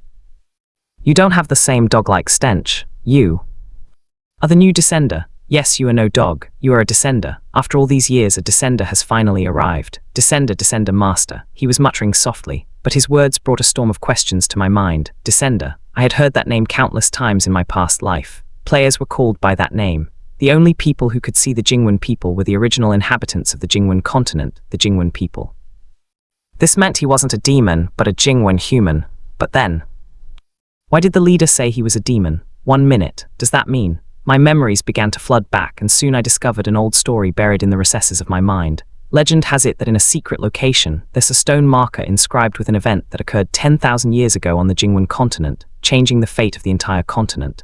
That event was described in just 8 words: alien attack, extermination of a race. I remembered that everything I'd heard or seen about the Jing Yuan people in my previous life had only happened within some secret location or dungeon. There were also some spirits that wandered the outside world, but there were no living Jing Yuan humans. All the Jing Yuan people I'd met were doing the same thing, helping players. Everyone who played the game knew this. Even when the monsters from the game entered the real world, some Jing Yuan people came to the real world and helped players fight the monsters. In my past life, some players used to say that you can doubt NPCs, but you can never doubt Jing Yuan people. So now the question arises, do I have to kill a Jing Yuan person who is on our side in my mythic quest? A look at his stat panel will make everything clear. Demon Lord Fan Luna, rank gold boss level 10, skills red fire embrace, demon whisper, troll's body. I hadn't even looked at the full stat panel when Fan Luna spoke. It's a shame you only have a weak basic profession. You're too weak. Go and summon a powerful person from your race. I don't talk to weak people. I was completely stunned. It felt like he had belittled me. I gave a cold smile. I raised my hand and fired a basic attack and a double heavy arrow directly at Fan Luna. Seeing the devastating damage, Fan Luna's eyes widened. Before he could say anything, I activated Silver Moon Carnival and launched a barrage of arrows at his face. By the time Fan Luna recovered from the first blow, more than 10 wooden arrows had already pierced his face. Stop! How dare you attack the great magic master Fan Luna, little brother? Stop! Stop! Don't shoot any more arrows. There's no room left for any more arrows to enter my face. Fan Luna was on the verge of tears. He had been alive for so many years, but for the first time in his life he had seen a basic professional who hadn't even upgraded his profession, yet whose damage was so devastating. Seeing countless threes pierce Fan Luna's face filled me with relief. I said, whatever you have to say it quickly or I'll start again. Give me some time. Fan Luna said in a tearful voice. God only knows how badly a great magic master had been reduced. By that time his health bar had dropped to only 20%. He said, it was my fault. I never dreamed you would be so powerful. I apologize for my previous rudeness. I said, stop this nonsense and get to the point. Who among the chief and you Jing Yuan people is lying? This time Fan Luna said, young man, that key has blinded you all this time. Just throw that key away and you will see the truth. Hearing this, I hesitated for a moment, then took the key out of my inventory and threw it. As soon as I threw the key, Fan Luna's stat panel changed instantly. Red Fire Magic Master Fan Luna Jingen level 10 skills, Red Fire Embrace Jingen Light Rain Fire Spirit Body. The numbers on the stat panel remained the same, but the names of the person and their skills had completely changed. This was that person's true identity. It seems you've discovered the truth. The person who gave you that key must be from the same clan as those guards. He sent you to kill me, right? He chose the right person. Judging by your strength, it seems you can truly defeat me, but he and you descenders can never walk the same path. You might not understand this, but I said, I understand that there was a time when you ruled the Jing Yuan Continent, but then you couldn't stop the alien invasion. Fan Luna was stunned and stared at me as if wondering how I knew about this. Quite a lot. After a while, a very genuine smile appeared on his face. It seems the good times are finally coming back to my Jing Yuan Continent. Young man, since you know the history of those invaders, you'll know what you have to do now. If possible, I urge you to bring back the good times of Jing Yuan Continent. Ding Red Fire Magic Master Fan Luna is offering you a mythic difficulty chain quest. Restore Jing Yuan, would you like to accept it? I was completely stunned. Another mythic difficulty chain quest. I had only read about such quests on the game's forums. And now they were appearing one after another. Isn't this just a top player's fun? Then what is? I asked, if I accept this, will I have to give up my old quest? He said, well, that's the way it is, but I can give you the chance to complete both quests at once. I asked, how is that? He replied, it's very easy, you just kill me.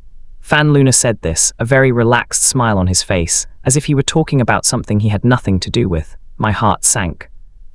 I asked, why are you doing this? Fan Luna mumbled softly to himself. The smile vanished from his face and he was lost in nostalgia. He said, because of hope. All these years I've only seen hope in you, that's why I want to give my life to help you. And in return, all I ask is that when you become powerful, you liberate the entire Jing Yuan Continent. I stared at Fan Luna silently for a long time, and finally, with complete seriousness, I nodded. I agree, thank you. I will definitely fulfill your last wish. As soon as I finished speaking, a very faint flame suddenly emerged from Fan Luna's body. That tiny flame passed through the cage and the golden circle and landed in front of me, and then before my astonished eyes, it plunged straight into my chest. I had received Fan Luna's source fire, which gave me access to learn common magic and fire magic. A magic archer, Fan Luna, had given me the power to learn magic. Even though I could only learn common magic and fire magic, that was enough for an archer. Especially fire magic, known for its large area damage and dangerous power. This would completely eliminate an archer's weakness of being unable to hit many enemies at once.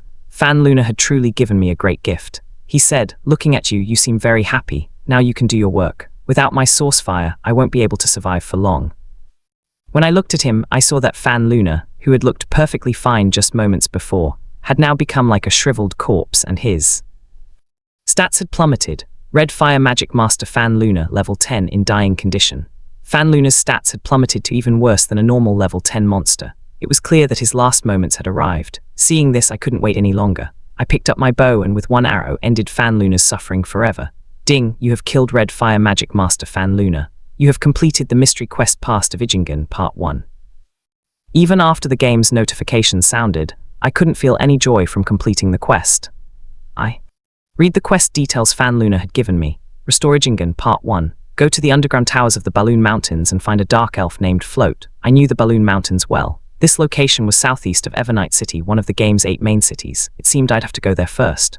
After exiting Beginner Village, I could set any main city as my respawn point. I closed the quest window and picked up the key lying on the ground. Fan Luna was dead now, and there was no point in staying here any longer.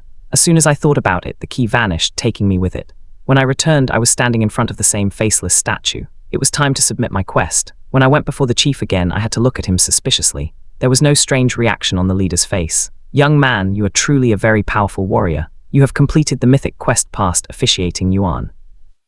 I found the Holy Light Spring, which greatly increases the power of holy items and is no less than poison for evil monsters. It seemed really useful. As soon as I found the Holy Light Spring, I suddenly felt a strange vibration emanating from the angel wings connected to my soul. I could clearly feel the angel wings rapidly upgrading. When the entire Holy Light Spring was used up, my angel wings, which were previously only 2, had now grown to 4, and their power had also increased 1.4 times. Having 4 wings would be too much of a show-off. It would be better if I kept them in their original form. Meanwhile, the second part of the Mythic Difficulty Chain quest, Past of Officiating Yuan Part 2, had been updated. Go to Holy Light City and find the High Priest All-in book. He will tell you how to complete this quest. I had completed all the quests in the beginner village. Now I had to head to the main city. I checked my friends list. Yao Yu and Yuying weren't online yet. I left Yao Yao a message, urging her to try to complete as many high-difficulty trials as possible. As one of the 3 greatest healers in my previous life, I didn't mind helping Yana Yao a little. As for Yuying, I was only tolerating him because he picked up equipment so quickly. I went to the teleportation array in the beginner village. I selected the main city I wanted and then disappeared from the teleportation array. Passers-by started talking in amazement at this sight. It seems he was the Shang Bairo legend. Our beginner village is very lucky to have reached level 10. I too can't wait to go to the main city. I heard there's even a special red light area there. You are teleporting to Evernight City. Evernight City will be set as your respawn point. The next moment, I was at Evernight City's teleportation array. Unlike the beginner's village, where people were constantly coming and going, the sprawling Evernight City seemed completely deserted.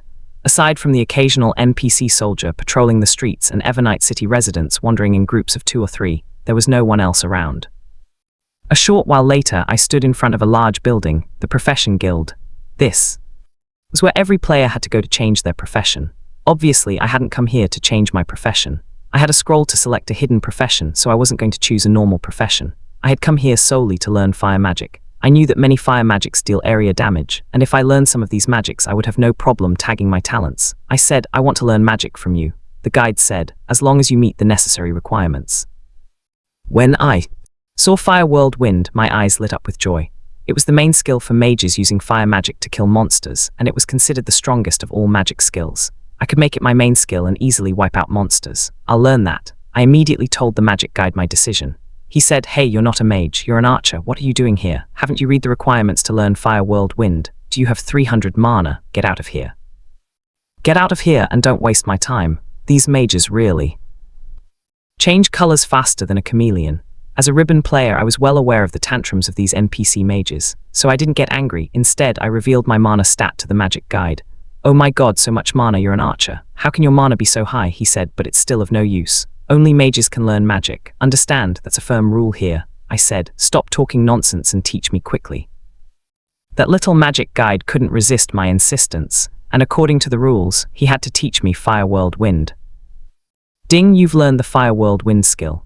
Fire Whirlwind, a magic spell with no casting time, creates a 20-meter wide whirlwind of fire that lasts for 10 seconds and has a cooldown of 3 seconds. I calculated that based on my current attack power, this Fire Whirlwind could deal over 6,500 magic damage every second. 10 seconds it would deal 65,000 damage, and best of all, I could use it every 3 seconds. It was truly terrifying. After learning my skill, I realized I didn't have much gaming time left, so I logged off from the game. I left the gaming cabin. Just as I was about to stand up, I felt something strange in my body. My eyesight, which had weakened from years of playing computer games, suddenly became much sharper. Even the words on the signs of distant buildings outside the window became crystal clear. Suddenly, I remembered that this was all a reward for clearing the beginner trial. Now, 10% of my in-game power had been transferred to my real body in the real world. My progress was much faster than in my previous life. I had no idea how. This premature power gain would affect my future. After a while, my stomach started rumbling. I was terribly hungry. As soon as I left the room, I saw my landlady Lena coming down the stairs wearing a very thin silk dress. She asked, "Are you going to eat too?" I replied, "Yes, I just got up from playing games. I'm very hungry." She said, "Then come with me. I'll feed you something nice." After dinner, as we were returning home, I noticed police vehicles parked at our society gate. And a crowd of people had gathered. I inquired curiously and learned that a wild cat had bitten a man's throat, leaving him dead on the spot. Was this all because my gaming powers had been transferred to the real world? I put all of Lena's shopping bags in her room and then returned to my room. Even a shopping lover like Lena was a little tired after a long day of shopping. After a bath, Lena, wrapped in a towel, came into her living room to gather her scattered clothes bags. Just then, Lena heard a noise and looked up in surprise. The sound seemed to be coming from behind. The curtains, how could a cat get into the house? Then she remembered the news of the man killed by that wild cat. Before Lena could pull back the curtain, a dark shadow pounced on her from behind the curtain. "Lena, what happened? Save me, open the door." The force of my angry punch was nothing less than a catastrophe for that wild cat. I had an experience. I didn't have time to pay attention to the game notification. I was about to ask her if she was okay, but I suddenly heard it.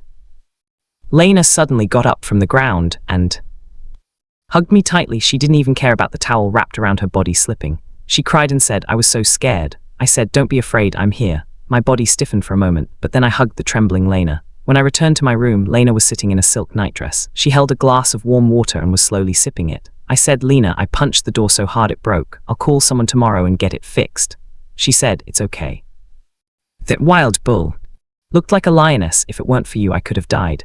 In my previous life, when the game monsters first entered the real world, it happened somewhere in Modu City. But this time, it was all happening around me. Was this all because the game's power had entered the real world? I said, "Lena, you sleep in my room tonight. I'll sleep outside."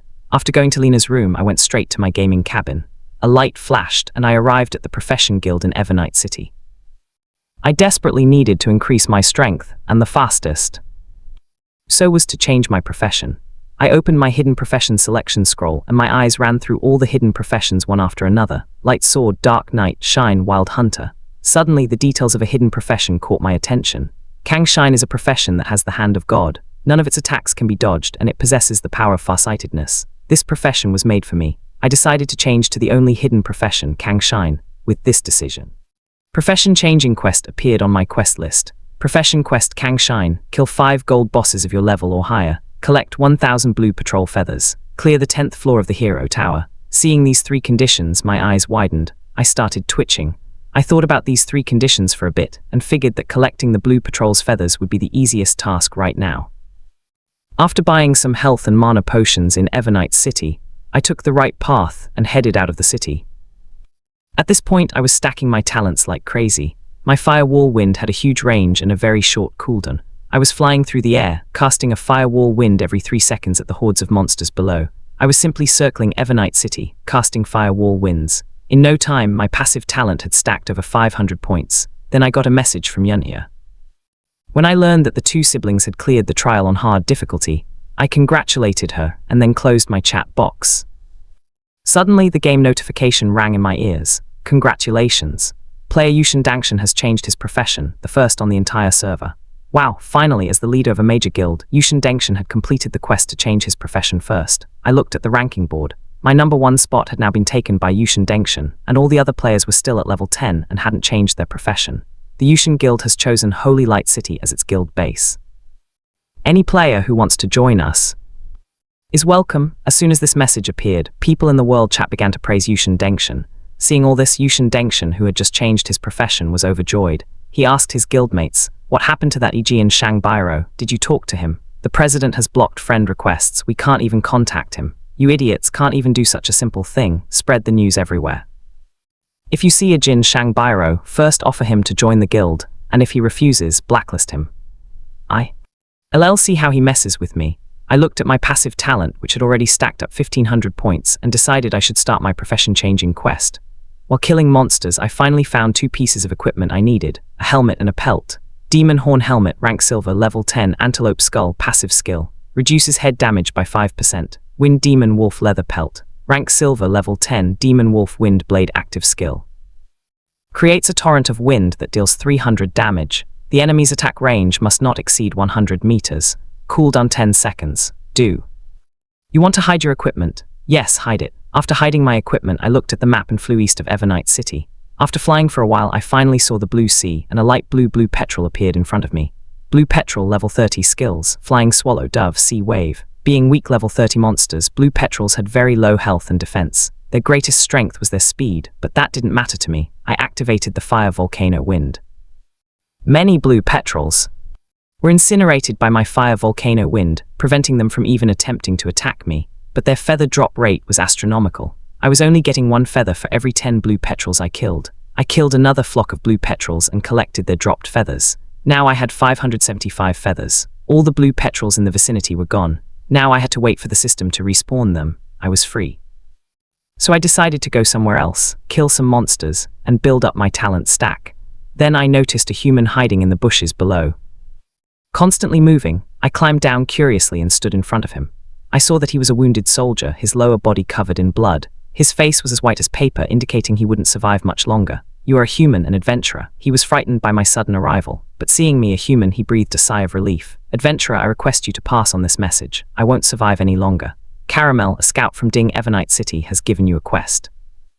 Final message. Do you want to accept the final message? Caramel has learned that the Sea Tribe has amassed an army on an island, and it seems they're about to attack Evernight City. You must bring this news to the City Lord of Evernight City. He will reward you with a magnificent reward." This quest surprised me. My mind suddenly flashed back to an event from my past life that had shaken the entire city of Evernight City, the Sea Tribe attack. As soon as I remembered this, I immediately accepted the quest. "Thank you, adventurer. You must bring this news to the City Lord as quickly as possible, so that Evernight City can prepare for this attack," he said. With that, the soldier breathed his last. I lifted the soldier's body onto my shoulder and flew towards Evernight City. I didn't use the return scroll because that would prevent me from taking the body with me. All along the way, I used Fire Whirlwind to stack my passive talent. When I reached Evernight City, my passive talent had stacked up to 200,000 points. "Who are you? It's forbidden to enter the City Lord's palace without permission." I placed the soldier's body down and pointed to him, saying, "This is a soldier from your Evernight City. Her name is Caramel. Before she died, she asked me to deliver a very important message to the City Lord." Accompanied by a guard, I soon reached the City Lord's palace. It was a large and empty hall. On the throne in front sat a very beautiful and graceful woman, staring intently at me. "Adventurer, why are you here?" I knew the City Lord of Evernight City very well. It was said that royal blood ran in her veins, and her name was Elise. In my previous life, when the game entered the real world, this City Lord also entered the real world and, along with her soldiers, helped protect the humans from the monsters' attacks.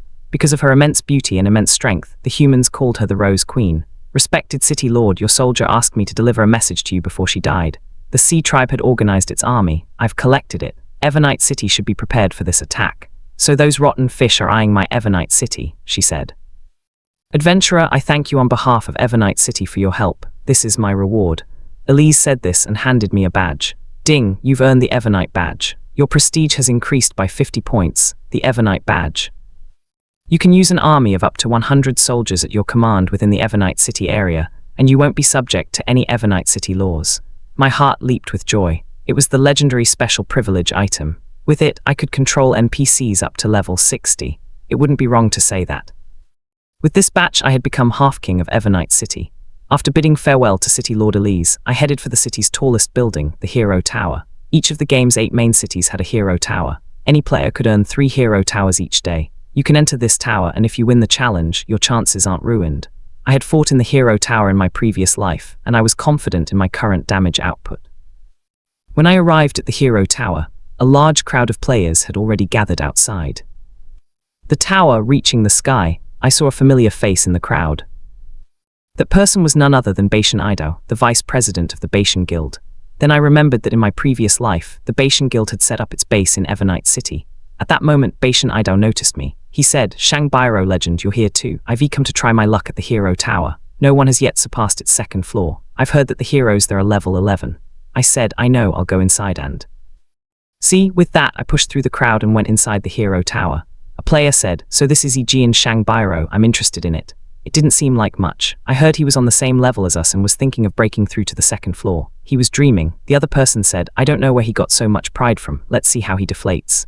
With a flash, I arrived at a large arena. This arena was incredibly large. Right in front of me, a completely black shadow slowly took shape. The man wore black armor, and an old-fashioned helmet covered his entire face, from which only his head remained. Cold eyes were visible. Storm Warrior level 10 skills, Storm Dash Crazy Wind Date Wind. As the first hero on the 1st floor of the Hero Tower, I knew everything about Storm Warrior's stats. I just took one look at him and my interest vanished. I picked up my bow and shot an arrow. Storm Warrior didn't utter a single sound and he collapsed on the spot. Outside the Hero Tower, someone said, "I bet he'll lose in a minute. He's a Storm Warrior. If he gets near an archer, he'll be finished." Another said, "Everyone knows this. Hey, just look up. 3 seconds. I hadn't even finished sneezing. A legend took 40 minutes to defeat him. Is he even human?" Ejian Shangbairo ranked first. Time to clear the 1st floor was 13 seconds. Seeing this ranking, all the players were stunned. Are you joking? The previous player spent 40 minutes trying to defeat the 1st floor hero. And you, Jian Shangbairo, killed him in 3 seconds. Is there any justice in this world? Is there any law? Congratulations. You have defeated the hero on the 10th floor of the Hero Tower. You receive a skill upgrade scroll. Seeing the hero on the 10th floor disappear, I breathed a sigh of relief. I looked at the conditions of the profession-changing quest. Now only one condition remained. I had no desire to clear the next floors. I thought to myself and left the Hero Tower. As soon as I left the tower, countless people stared at me. "My God, legend, you are so amazing. I want you to be the father of my child." Shangbairo legend. A crowd of people wanted to rush towards me like crazy, but Baishan Idao along with his guildmates stopped them. I was completely shocked. I couldn't understand what was happening. Just then, Baishan Idao came up to me with a young man. He said, "Hello, I'm Baishan Zhen, president of the Baishan Guild. It's a pleasure to meet you." I replied, "Hello, I've heard a lot about you." I had a lot of faith in the Baishan Guild, so I shook his hand. Just then, a very hot-looking woman came up to me. She said, "Hello, legend, I'm Kling Yu, vice president of the Kling Guild. On behalf of my guild, I'd like to offer you to join us." Like Baishan, the Kling Guild was also one of the top 10 guilds in the gaming world. However, because it only accepted female players, their overall strength ranked 10th. Seeing the Kling Guild doing this, the main members of other guilds also came up to me and started saying nice things. I refused to join any guilds. I only accepted friend requests from a few main members. Meanwhile, I had rejected friend requests from members of 2 guilds, the Yash Guild and the Quangren Guild. I hated both guilds intensely. In my previous life, when the monsters from the game entered the real world, the presidents of these 2 guilds had become the dogs of the old, evil monsters.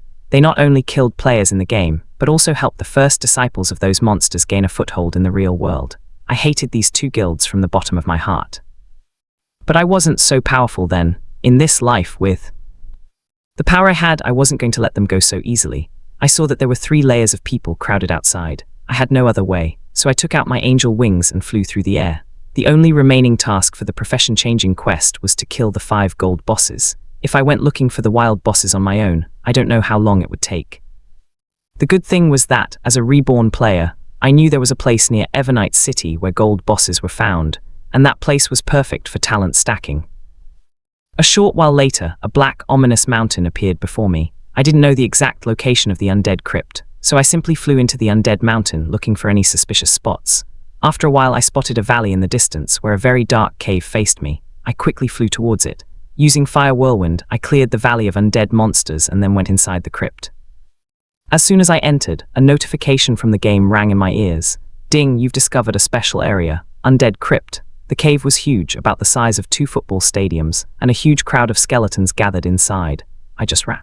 Outside the cave, I stood at the door and the skeletons in the distance hadn't attacked me yet. As far as I could see, there were only white skeletons.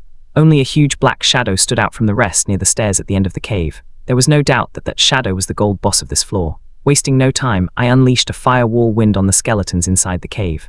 In the blink of an eye, the terrifying sound of bones breaking resounded, and countless white skeletons were reduced to charred pieces by the fire whirlwind. Within moments, not a single skeleton was left alive on the first floor of the crypt. Then the huge shadow began to move. With a thud, it began to move terrifyingly, crushing the broken bones of the skeletons. Soon, I could clearly see the monster's face. It was a huge skeleton wearing a crown of pure gold. Skeleton King Gold Boss Level 25 Skills, Summon Skeleton King Knight, Undead Body Health 2200. I only had to fire 9 arrows.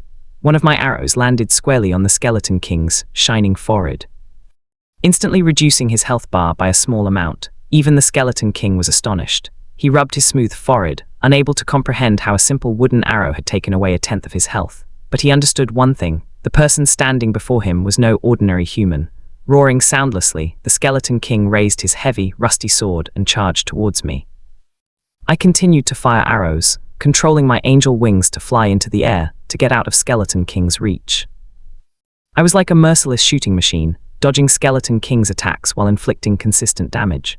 The Skeleton King couldn't last even 15 seconds against such a ferocious attack and fell to the ground, defeated. An announcement went out across the server. Player Yijian Shangbairo is the first player on the entire server to kill the gold boss. His feat will forever be etched in the history of the Jing Yuan Continent. As soon as the Skeleton King was defeated, the path to the next floor began to glow. Without a second thought, I stepped straight into the next floor. Deep within the undercrypt, in a small secret room, a dim candle burned. 2 shadows lurked in the darkness in 2 corners of that room. I understand your point. In 7 days I will send my servants to Evernight City. Once the task is complete, 80% of Evernight City's population will be mine, and Evernight City and the surrounding lands will be yours. Okay. But our leader has ordered City Lord Illies to be captured alive. You will not harm him. Don't worry. I have no interest in living people. Suddenly the man was startled and looked up at the ceiling. It's strange, some small insect has entered here. The candle in the room suddenly went out, and when it was lit again, a person had disappeared. On the 5th floor of the crypt, I shot my last arrow, killing an undead knight, and then breathed a sigh of relief. Finally, all 3 profession-changing tasks were complete. I took out the scroll again, and it now read complete. Without further ado, I activated the scroll. Ding, you have used the power of the profession-changing scroll. Congratulations, your profession has changed to the only hidden profession, Kang Shine. You have learned these skills, Kang I, Kang Thunderlaw, Kang Sky Sword. I knew that hidden professions were powerful, but I didn't know they would be so powerful. Upgrading 1 level was equivalent to upgrading a normal profession 12 levels. It wasn't just powerful, it was absolutely god level. Besides the free stat points I received upon leveling up, the 3 new skills I'd acquired were also amazing. Especially the first skill, Kang's Eye. It was as if it was made just for me. I no longer had to worry about my attack range. My biggest problem was the limited vision of my eyes, but with Kang's Eye everything changed. I could now use Kang's Eye to see my enemy's exact location and then aim precisely based on that location, whether it was a normal attack or a skill. If it was focused on the enemy, it was unstoppable. Now I was like a walking cruise missile. While I was immersed in my joy, a crackling sound echoed in my ears. I felt as if someone incredibly powerful was approaching me. A human has entered here, but you turned out to be just a mere little insect. As soon as his voice stopped, I saw a man wrapped in black standing at the door on the next floor. I immediately became alert and looked at the man. Lick Grok Diamond Boss Level ? Health ? Magic Attack ? Defense ? Resistance ? Skills ? The sight of so many question marks in a row made me sweat. In the Jing Yuan game, if someone's level is above 30, their level is displayed in question marks. All the question marks meant this monster was at least level 40, but its name caught my attention. Lick Grok Lick. Did that mean this man had been hiding here all along? Lick Grok's name was very famous around Evernight City in my previous life. Many players and NPCs knew his name well. What Grok was most known for was his undeath army. When Evernight City was attacked, Grok was also involved in the attack with his undead army. If Elise hadn't attacked and killed Grok at the right time, Evernight City might have been destroyed in that 2-pronged attack, and now he was standing right in front of me. To save Evernight City's future, I immediately used the return scroll. Are you kidding? If Grok were 220 kilometers away, I could have easily killed him with 2 or 3 arrows. But right now, the distance between us was only 200 meters. I couldn't dare to match the damage and skills of such a powerful lick from such a close distance. Even Grog was momentarily stunned by the light emanating from my body. Then he understood what was happening. You're thinking of escaping into my territory. Do you think this place of mine is a park? Grog raised his hand to attack me, but mages take a long time to use their skills. None of their skills can be used immediately. You bastard, you worthy of death, pray that you never meet me again. Otherwise, I will torture your soul to death for thousands of years. I had reached the teleportation array in Evernight City. This incident made me realize that playing the game without control skills is very difficult. After that, I took out the skill selection book that I had saved for after changing professions. Ding, you have used the profession skill selection book. You can choose any 3 of these profession skills. Split arrow. The released arrow splits into 3 parts, dealing 150% damage to all enemies nearby. Summon Kang Sky Divine General. Summon a Divine General to fight in the name of Kang Sky. The Divine General's stats will be 200% of the summoner's stats, and will last for 30 minutes. Kang Shine's professional skills were only around 20, but each skill had impressive stats and a devastating effect. I was confused for a while, but finally chose a control skill, Wrath of the Gods Gap. The active skill is instant use, controls a space and suppresses all objects in the selected area for 5 seconds. It costs 400 mana and has a cooldown of 30 minutes. After choosing a skill, I immediately prepared to upgrade it. Ding, you used a skill upgrade scroll to upgrade the Wrath of the Gods Grasp skill. I used all 3 scrolls, and the details of the Wrath of the Gods Grasp changed slightly. The Wrath of the Gods Grasp active skill is instant use, controls a space and suppresses all objects in the selected area for 8 seconds. It costs 400 mana and has a cooldown of 15 minutes. After the upgrade, the Wrath of Gods Grasp time and cooldown had improved significantly. Even though it was only 3 seconds longer than before, those 3 seconds were enough for me to use a Kang Sky sword. Suddenly, a message appeared on my friends list. I opened it and it was from Yao Huichan. Legend, my brother and I have found a silver boss in the jungle. Come quickly. Yunia and Yuying had come with me to Evernight City because of me, but they didn't shamelessly ask me to help them level up. Instead, they were just killing monsters in the jungle themselves, just like before. And during that time, they found a silver boss roaming around in the jungle. These 2 were really lucky.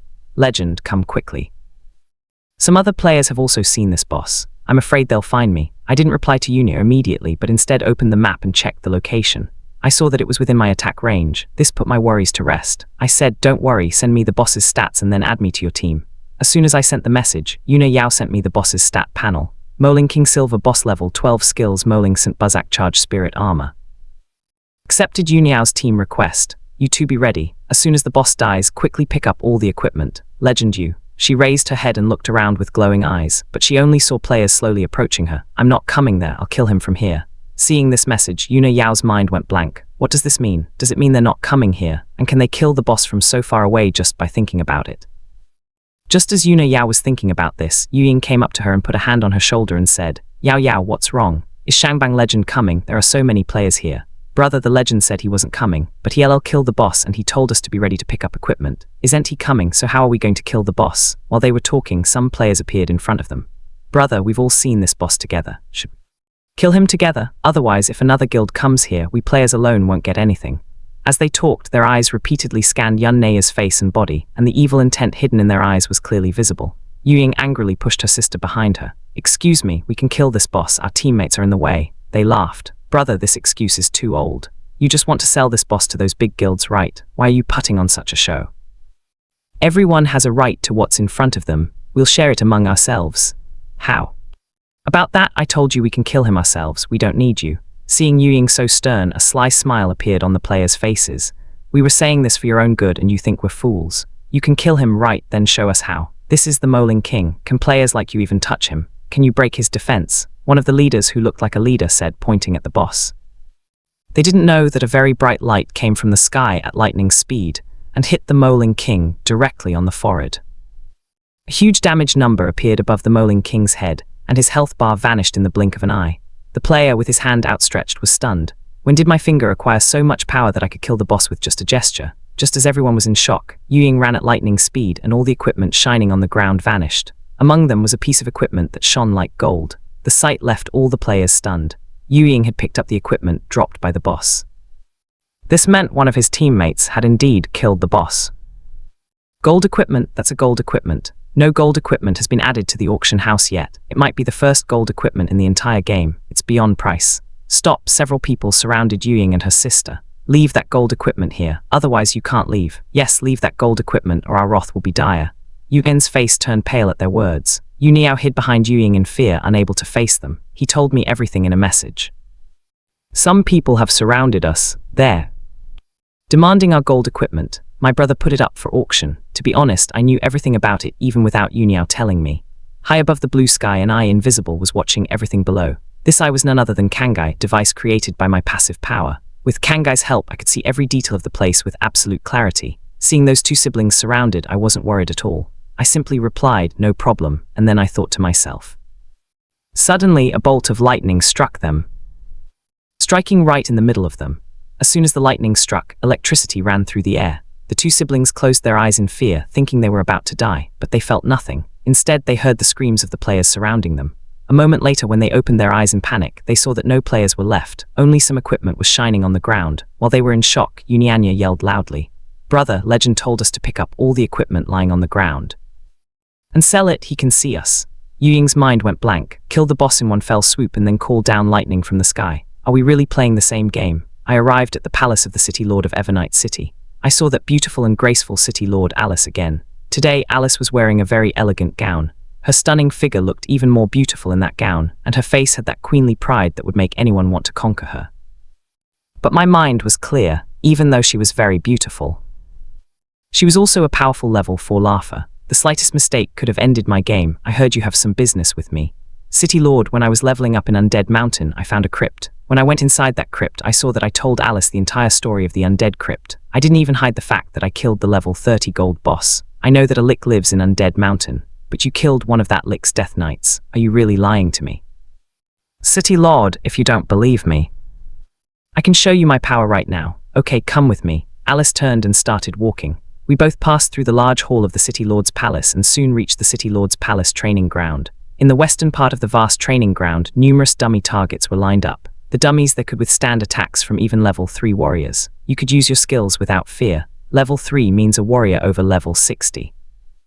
With my current strength, I couldn't really break these dummies, but I could surprise Elise a little. Without further ado, I took out my Silver Moon longbow and aimed it at the dummies. Since this was a show, I had to use my most powerful attack. The Kang Sky Swap began charging. Surprise was evident in Elise's eyes, standing nearby. Because of her strength, she could clearly sense the terrifying destruction hidden in my arrow. The arrow flew rapidly with a blue light. Damage 123,145. Elise's hand, hidden in her gown, trembled slightly. Ding Evernight City's City Lord Elise's love for you has increased by 10 points. The current love is 30 points. I was a little surprised when the game notification suddenly sounded. Love is a number that measures the relationship between NPCs and players. It was clear that Elise was impressed by my strength and had developed a certain respect for me.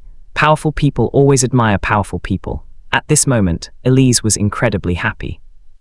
This guy is only at the beginning of level 1, but his strength is comparable to the last part of level 3, our Descenders. Really that powerful? City Lord, what I just showed you was my most powerful attack. Now I'll show you my area damage attack, lightning. With a wave of my hand, a massive lightning bolt descended from the sky. Countless damage numbers floated in the air from the dummy area. Seeing all this, Elise's heart began to pound even faster. City Lord Alice of Ding Evernight City's love for you has increased by 10 points. It's currently 40 points. I believe in your strength. I have a wonderful place for you where you can go and increase your strength exponentially. My eyes lit up. I knew it was a hidden quest that no one in my past life had been able to take. Respected City Lord, I'm eager to learn about that place. Don't call me City Lord. From today on, you can call me Alice. Okay, Alice. Alice gave me a very sweet smile. Seeing her beauty for a moment made my heart skip a beat. This NPC was truly created so realistically. I was on the verge of melting. Alice wasn't at all angry at my condition. I would recommend you attend the Empire's Royal Academy. Before that, you'll need to get one thing to get in. City Lord, what's that? The Star of Hope. Only the best newcomers get the chance to enter the Royal Academy. You Descenders had a chance to earn the Star of Hope title right at the beginning, but it was very difficult. Now if you... Elise suddenly stopped speaking as I held up the Star of Hope title I earned for clearing the Hell difficulty trial in Beginner Village. Star of Hope, to be exact. I've cleared the most difficult trial. Did you really? Right at the beginning, Elise was lost for words. Her heavy breathing betrayed her shock. But I'm coming here on behalf of Evernight City, right? So shouldn't I as City Lord receive a reward from you? Elise paused for a moment, then she understood why I'd shown her my power. Tell me, what do you want? Do you have a level 30 gold armor set? Give me one. I have the gold armor set, but can you wear it? You descenders need a certain amount of power to wear any equipment. Even if I gave it to you right now, it wouldn't be of any use to you. Don't worry about it, just keep it ready. I'm going to level up now. Go ahead, when you want to level up, come and get your armor set. The gold armor set is confirmed and I've received admission. Now I just have to level up like crazy and reach level 30 within a day. Coming out of the gaming cabin, I went upstairs to meet Lena. I knocked twice and Lena quickly opened it. It's me, Lena. Hey, you rascal, you remembered me now. And that too at this late hour. Is he really trying to do something wrong, this guy? Turns out to be very clever. I looked at Lena strangely. I noticed she was looking at me shyly, her face turning red. Lena, I need to talk to you about something. Lena winked at me again and sat down on the living room sofa, swaying her waist. Then I noticed that Lena was wearing a silk nightdress. The light nightdress clung to her body, beautifully showing off the curves of her breasts and hips. I turned my gaze and went over to Lena and sat down on the sofa. Tell me. What are you doing to me so late at night? I looked at Lena. Her face had turned even redder. She was looking at me as if she had some expectations of me. Lena, I've come to play games with you. Tell me your gaming ID. I'll find you in the game. You've been scaring me all night, and finally this is what came up. Returning to the game, I immediately opened my friends list and searched for Leoji Shuda-shan. I couldn't understand why Lena had chosen such a masculine name. Didn't match her at all. I had just sent the request when Lena immediately accepted it, and then I got a message from her. You really a giant Shangbao. Were you surprised? I wasn't. Why didn't you tell me something so important earlier? I was a little scared when I saw the message, so I quickly changed the topic and said I'd come over and help her level up. Lena didn't press the issue further. She quickly sent me a location and said she needed to bring a friend with her. I checked the location and, to my surprise, found Lena was currently in Holy City. It was true. This would also give me the opportunity to take on the legendary quest in Holy Light City. Meanwhile, at a level-up spot outside Holy Light City, Lena, ignoring her friend's cries, sat down on the grass and then lay down comfortably. She was wearing an old armor that revealed her fair stomach and arms. The armor clung to her body perfectly, showing off her amazing figure. The girl standing nearby rolled her eyes. Look at yourself, your stomach is visible, it's okay. Zhao Yu said this. As she pulled down Lena's armor, she was a desk and she was wearing a grey gown meant for desks. The loose gown covered her entire body, but the curves in her front and back revealed that her figure was no less than Lena's. Shayu, you're even more annoying than my mom, it's okay. When my friend comes over you can lie down and level up comfortably. Nana, you have such a figure, he's a friend too, he must be coming soon. Lena and Zhao Yu were talking when some players approached them, staring at them with dirty eyes. Lena furrowed her eyebrows in irritation. She stood up and glared at them angrily. Their leader, a skinny guy, smiled at Lena and Zhao Yu and said, Are you two leveling up alone? Would you like to join our team? We're from the Yushan Guild. The lust hidden in his eyes was clear. Wang Hao felt lucky today. He had come to level up with his guildmates and he had found such beautiful girls, especially the one sitting on the floor. Her figure, her beauty, her long legs, and that table were nothing short of stunning. Even though her body was covered in a gown, Wang Hao could clearly see the treasures beneath it. The lust in Wang Gu's eyes had now completely turned into greed. Lena and Zhao Yu had seen this, and hatred was clearly visible on their faces. We don't want to join your team. Get out of here. Don't be so hasty. We're all here to level up. Why so much pride? If it had been any other girl, she might have agreed, because leveling up on your own is very difficult and the monster's attacks are very painful. But Lena and Zhao Yu weren't thinking like that. Lena simply cursed them. Get out of here. Oh, so madam is angry. Either you level up with us or you die and go back to the city. Suddenly, a man descended from the sky and stood in front of Lena at the perfect moment. Lena's eyes lit up with joy when she saw me. You've finally come. I turned and gave Lena a big smile. I've come just in time. I'll clear those mosquitoes right now. My words were filled with arrogance. I completely ignored Wang Hao and his men. Wang Hao and the men behind him glared at me angrily. Hey boy, who are you? How dare you interfere with the Yoshin Guild? Yes, brother, we won't let him go. Messing with us in Holy Light City. Looks like he doesn't love his own life. I had no desire to talk to them at all. I simply waved my hand, and suddenly, a massive bolt of lightning struck Wang Hao and his men. The next moment, the lightning spread all around. Damage minus 1,154,712. Huge damage figures floated above the heads of Wang Hao and his companions. They felt the pain of the lightning for just a moment, and couldn't even scream before they all collapsed to the ground. At that very moment my name flashed red. Dingajian Shuangbao has killed a player. Wang Hao's face was worth seeing after emerging from the respawn point in Holy Light City. Ijian Shuangbao was in Evernight City, right? How did he get to Holy Light City? Wang Gao's mind was abuzz with questions. But then he remembered what his president had said. Remember. If you see a Jian Shuangbao anywhere, let me know immediately. Remembering this, Wang Gao quickly opened his friend list. President Jian Shuangbao had arrived in Holy Light City. At this moment, Yueshan Dangshan was slaying monsters in the forest with his guild's elite members. When he received a message from Wang Gao, his entire mood for leveling up was shattered. Jian Shuangbao immediately turned to his guildmates and said, "Call all the main guild members and tell them to gather outside the south gate of Holy Light City." Soon, the entire Holy Light City was abuzz with Yueshan Dangshan's command. Scores of Yueshan Dangshan players from the Yue Guild began heading towards the south gate of Holy Light City, leaving passers-by perplexed. What was going on? Why are all the Yueshan Guild members heading towards the south gate? I heard that their president is going to be killed by Iron Shuangba. Is Iron Shuangba the same level 30 legend? Yes, he is. I don't know what the Yueshan Guild president is thinking. He's already level 30. How are these people going to kill him? Outside the south gate, Yueshan Dangyan was looking angrily at all the main members of his guild. Send out all the thieves and hunters. I need the exact location of Iron Shuangbao within half an hour. Meanwhile, after I killed Wanga and his companions, Lina was constantly asking me questions. Do you have a hidden profession? How are you so much more powerful than the other hidden professions mentioned on the forum? Hey, why don't you say anything? Your silence is a shame. What does that mean? I felt like my head was going to explode. I was drowning in the sea of Lina's questions. Lina, let's get out of here first. I'll tell you everything on the way. Hearing my words, Lina calmed down. Okay, where are we going to level up? Oh yes, I forgot to introduce you to my friend. This is my best friend, Jeru Yue. She's so beautiful and sweet and so easy to impress. Lina pulled Jeru towards her and winked at me. Jeru's face flushed with embarrassment, and she ran to hit Lina. Lina, I won't leave you. Don't talk nonsense. I've only heard about this Jeru from Lina. In my previous life, I remember her getting killed at the very beginning when the monsters from the game entered the real world, and Lina cried so much about her.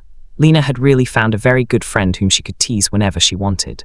The monsters around Holy Light City are very low level. Let's go a little further. Saying this, I opened my game map and pointed to a pitch-black area. Question marks appeared on Lina and Jeru's faces. It would take half a day to walk that far. I didn't say anything. Angel wings appeared behind me. I'll fly you both away. Seeing this, Lina's eyes lit up. I gave a big smile and grabbed their thin bodies with both my hands, then I flew into the air. They both screamed in fear and without thinking held me tightly. We continued moving along the map and soon we crossed a large leveling up area. Lina and Jeru descended with me, and when they saw the monsters standing in front of them, they both froze in place.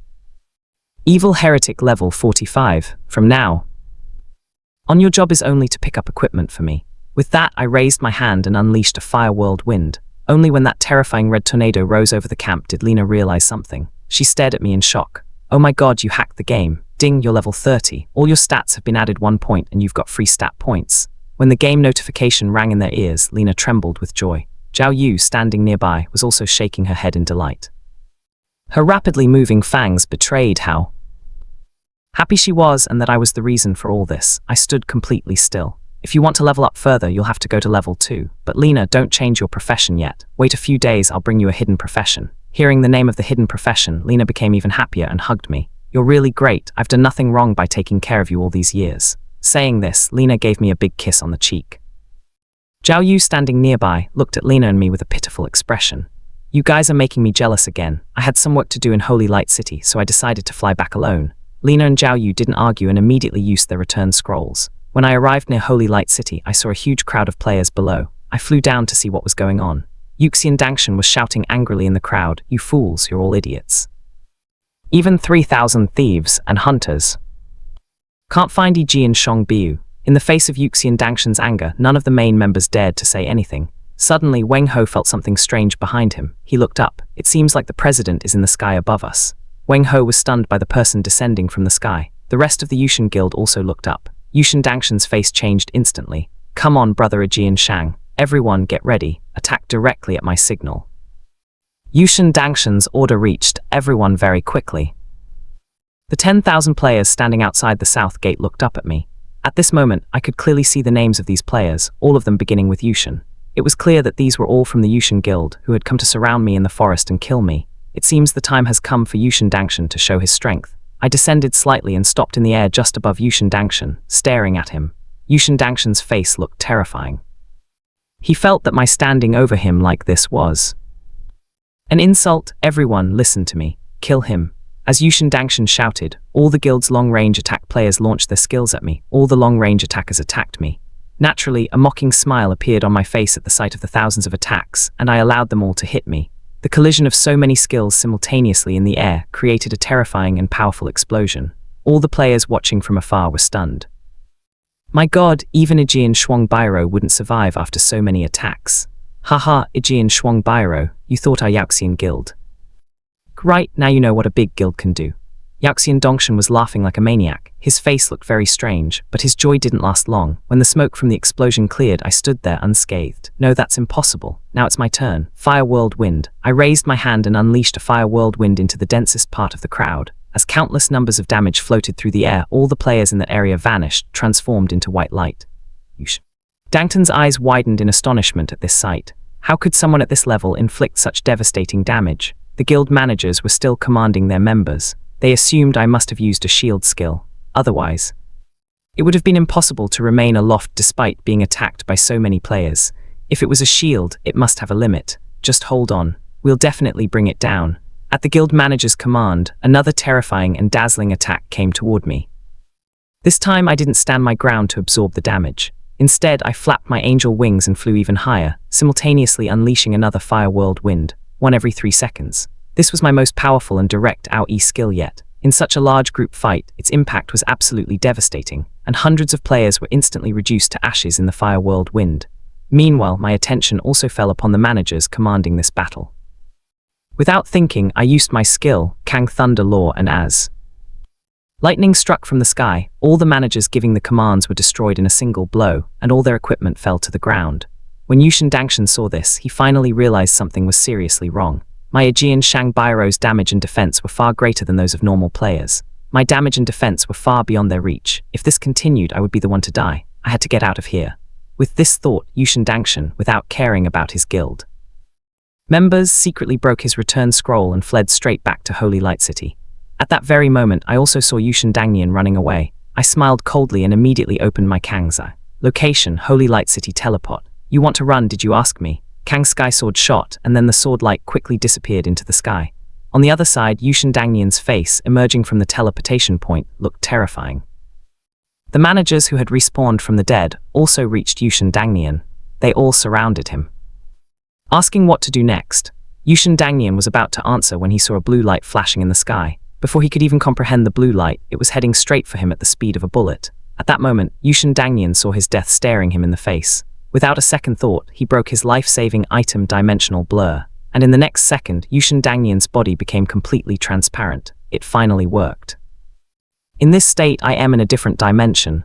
No attack can touch me anymore, but the truth is always beyond imagination. That blue light, like a thorn of truth, pierced through every illusion and penetrated directly into Yushin Dongshan's transparent body. -184,723, a terrifying and maddening damage number appeared above Yushin Dangshan, and he collapsed into a white light. The other managers were stunned. It all happened so fast that they couldn't understand anything. Before they could react, their president was killed by a single attack from a distance. It was an attack by Ig and Shangbairo. At the same time, the battle scene outside the city had also changed. The devastation of my fire vent caused more and more players to die and respawn. We were reaching the point. When more than half the players were burned to ashes in my fire vent, the remaining players lost their patience. Many guild members began to rage at Yuxian Dangshan and the guild managers. People started leaving the guild. What's this Yuxian guild doing? It's all over. Yes, I'm leaving the guild. I don't want to stay in this guild. This enraged the newly respawned Yuxian Dangshan even more. Eng Shangbai, come on, I'll kill you. But he had just respawned. He hadn't even uttered 2 curse words when another bolt of lightning struck him. Before the horrified eyes of the surrounding players, Yuxian Dangshan was once again killed at the respawn point. This massive and terrifying encirclement battle ended in less than 5 minutes to the stunned eyes of the onlookers, leaving all the spectators stunned. This Ig in Shangbiu is truly powerful. Didn't anyone notice that his damage is reaching millions? Now you know how high the damage of the legendary Shangbiu is. When he was at level 5, his damage was over 10,000, and now he's level 30. This is truly terrifying. After this battle, Ig in Shangbiu's name truly caught the attention of all the major powers. I entered Holy Light City with ease and headed straight for the Holy Light Church, the city's largest building. Sitting on the main chair in the hall, an old man with white hair and a beard smiled at me. Looking at you, it seems you've defeated that demon sealed in the beginner area. You're very good, God will bless you. High Priest Olambo's smile was serene. He gently moved his hand in front of me and a very soothing holy light filled my body. I had received High Priest Olambo's blessing. Max health plus 300, my eyebrows furrowed. If any normal player had received this blessing, they would have gone mad with joy. But for me, it was better than nothing. Thank you for this blessing. If you cut off the head of that destructive Lick Grok and bring it to me, I will tell you the next part of your quest. Ding High Priest Olambo has given you a quest. Bring me the head of Lick Grok. Do you accept it? A strange smile appeared on my face. Lick Grok, isn't this the same Lick that lurks in the undead crypt? What a coincidence. I said, I accept this quest. May the light of God be with you forever. After saying goodbye to High Priest Olambo, I used my return scroll and returned directly to Evernight City. When I met City Lord Elise again, his face looked much more serious and cold. But upon seeing me, she nodded respectfully. Yijam Bao, I've received news that the Sea Tribe has gathered its entire army and will attack Evernight City in 10 hours. Hearing this, I became very serious. What was destined to happen would eventually happen. In my previous life, I had only heard about the Sea Tribe's attack on Evernight City, but this time I was going to be a part of the battle myself. I said, Alice, since you've called me, there must be something special. She said, I've received news that this time the leader of their army is General Shisha of the Sea Tribe. If you help me, I'm 100% sure we'll win this battle quickly. To counter this Sea Tribe attack, Evernight City's City Lord Alice sent me a team request. I accepted without a second thought. I said, I'd be happy to fight shoulder to shoulder with you. She said, I knew you'd agree. Evernight City's City Lord Elise's love for me increased by 20 points. With that, Elise hurriedly left. In 10 hours, Evernight City will be attacked by the Sea Tribe. All players who have made Evernight City their resounding point can join in saving the city. This sudden announcement left all the Evernight City players completely shaken. But the next moment, a strange joy appeared on their faces. Isn't this regional quest to save the city the perfect event to earn points? Could such a good thing even be possible? After the announcement, more and more players returned to the city to prepare. Time passed, and finally, a dark storm appeared at the edge of the distant sky. It became visible. As the black storm appeared, Elise, dressed in full armor, accompanied by a team of guards, passed through the crowds and reached the Evernight City wall. Every player who saw Elise along the way simply stared at her. This city lord is absolutely beautiful, 10,000 times more beautiful than the pictures. Elise climbed the city wall, passing through the guards and looking down at the fierce crowd standing to the west. Looking down at the crowds from a height, he said, My people, today's battle will be a dangerous one. This battle will decide the life and death of our Evernight City. The light of God is always with you. I received the blessing of the Holy Knight Elise. Health, magic, and attack power are increased by 5%. Elise's simultaneous blessing filled the players with excitement. Some stood there and shouted, Hail the City Lord, while others frantically declared their love for Elise. The distant sound of battle trumpets was now drawing closer, and the Sea Tribe storm visible at the edge of the sky was beginning to show its true face. Those marching at the forefront were small monsters with fish-like and human-like bodies, wielding tridents. There were countless such monsters, visible as far as the eye could see. Before the players could launch their attack, the Evernight City guards had already launched their attack. A terrifying rain of black arrows shot up from the city wall then, forming a perfect arc, shot straight down. It crashed into a crowd of fish monsters. In just one blow, countless fish monsters collapsed to the ground without a sound. This sight enraged all the players, and then some also began attacking the monsters standing below the wall. Players standing on the city wall were laughing and waving their hands, killing the fish monsters as they advanced. 3 hours passed, and the entire army of fish monsters standing at the forefront had been wiped out. Now it was the Flying Fish Commander's turn to attack the city. Diamond Boss level 55 skills. Flying Fish Strike, Deep Sea Waves, Fountain of Life, Dying Blow, Fish Scale Armor. Hurry up, brothers, we have to get the first kill. The other players also began throwing countless skills at the Flying Fish Commander, creating a streak of color in the sky. But when the smoke cleared, the Flying Fish Commander wasn't even scratched. You stupid humans, you are not even worthy of tickling me. Yes, with that, the Flying Fish Commander used Flying Fish Strike on the players standing on the wall. At this moment, the Flying Fish Commander was killing players without mercy, like a ghost. In the blink of an eye, more than 10 players had been killed. Amidst this chaos, I descended from the sky like a god. Shang Bairo legend, he said, this is truly him, now we will be saved. Looking at the Flying Fish Commander's stats, I didn't waste any time and immediately used the Wrath of God's Grasp skill to capture him. The Wrath of God's Grasp active skill is used instantly. It controls space and suppresses all objects in the selected area for 8 seconds. While using Wrath of God's Grasp, I also unleashed a Fire Whirlwind and, standing in midair, charged an arrow from my bow. The Fire Whirlwind formed directly beneath the Flying Fish Commander and began to burn his blood. The Flying Fish Commander's face was clearly filled with surprise. A man who hadn't even completed his second-class transformation yet. How could he inflict such devastating damage? Now I understood why those front pawns couldn't break their line. But that wasn't a big deal for the Flying Fish Commander. What worried him most was the fact that his body couldn't move. "What have you done to me?" The only answer was a blue light shining on the string of my bow. The Flying Fish Commander's face went strange. How could someone who hasn't even completed their second-class transformation inflict such damage on a Sea Tribe warrior like me, who is soon to complete his third-class transformation? Damage 45,236. What's going on? Such devastating damage. 45,236. Could this be? His health bar was halved in a single blow like broken glass. The Flying Fish Commander, who had been contemplating how to escape from this control, was stunned, and then a terrible fear appeared in the depths of his eyes. I raised my hand and a bolt of lightning struck him from the sky. I was truly terrified. "If I'm General Shesha's nephew, please spare me." The Flying Fish Commander's pleading voice betrayed no mercy. Arrows were constantly flying from my hands. I had no fear that he would wreak havoc in his rage. Then the effects of the wrath of the gods gap wore off, and with that, a game announcement echoed through the entire server. The announcement reverberated throughout the server. Player Jian Shangbairo was the first player on the entire server to kill a level 55 diamond boss. He was rewarded with a box containing a choice of diamond rank equipment. When this announcement echoed through the server 3 times, people came to their senses and began to scream, "Oh my god."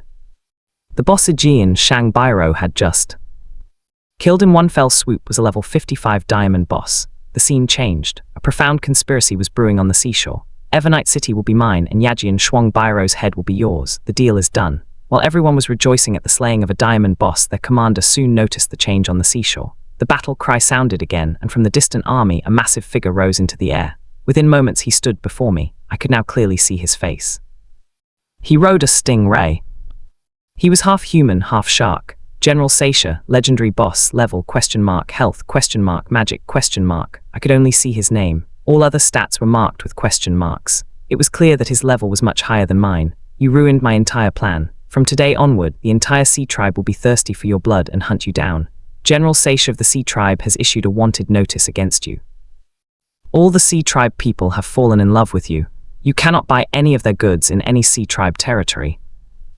As soon as General Seisha finished speaking, I received a system notification, but I ignored it and just gave a mocking smile. Seeing my mocking smile, General Seisha went mad with anger. "I know you are a descender. Today I will kill you and avenge the deaths of my comrades who died at your hands."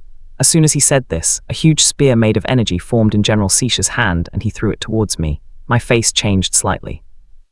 I was just about to step aside when I heard a very cold voice in my ears. "Whoever wants to kill my man will have to fight me first." I saw Alice standing there with a huge shield and a golden sword. She looked very brave and like a royal queen. I felt a little scared when I was alone in front of General Seisha, but when a high knight stands as a shield, it's a different matter altogether. It was clear that Alice's presence was putting some pressure on her as well. With a holy knight standing before me, that shark-headed monster couldn't even harm.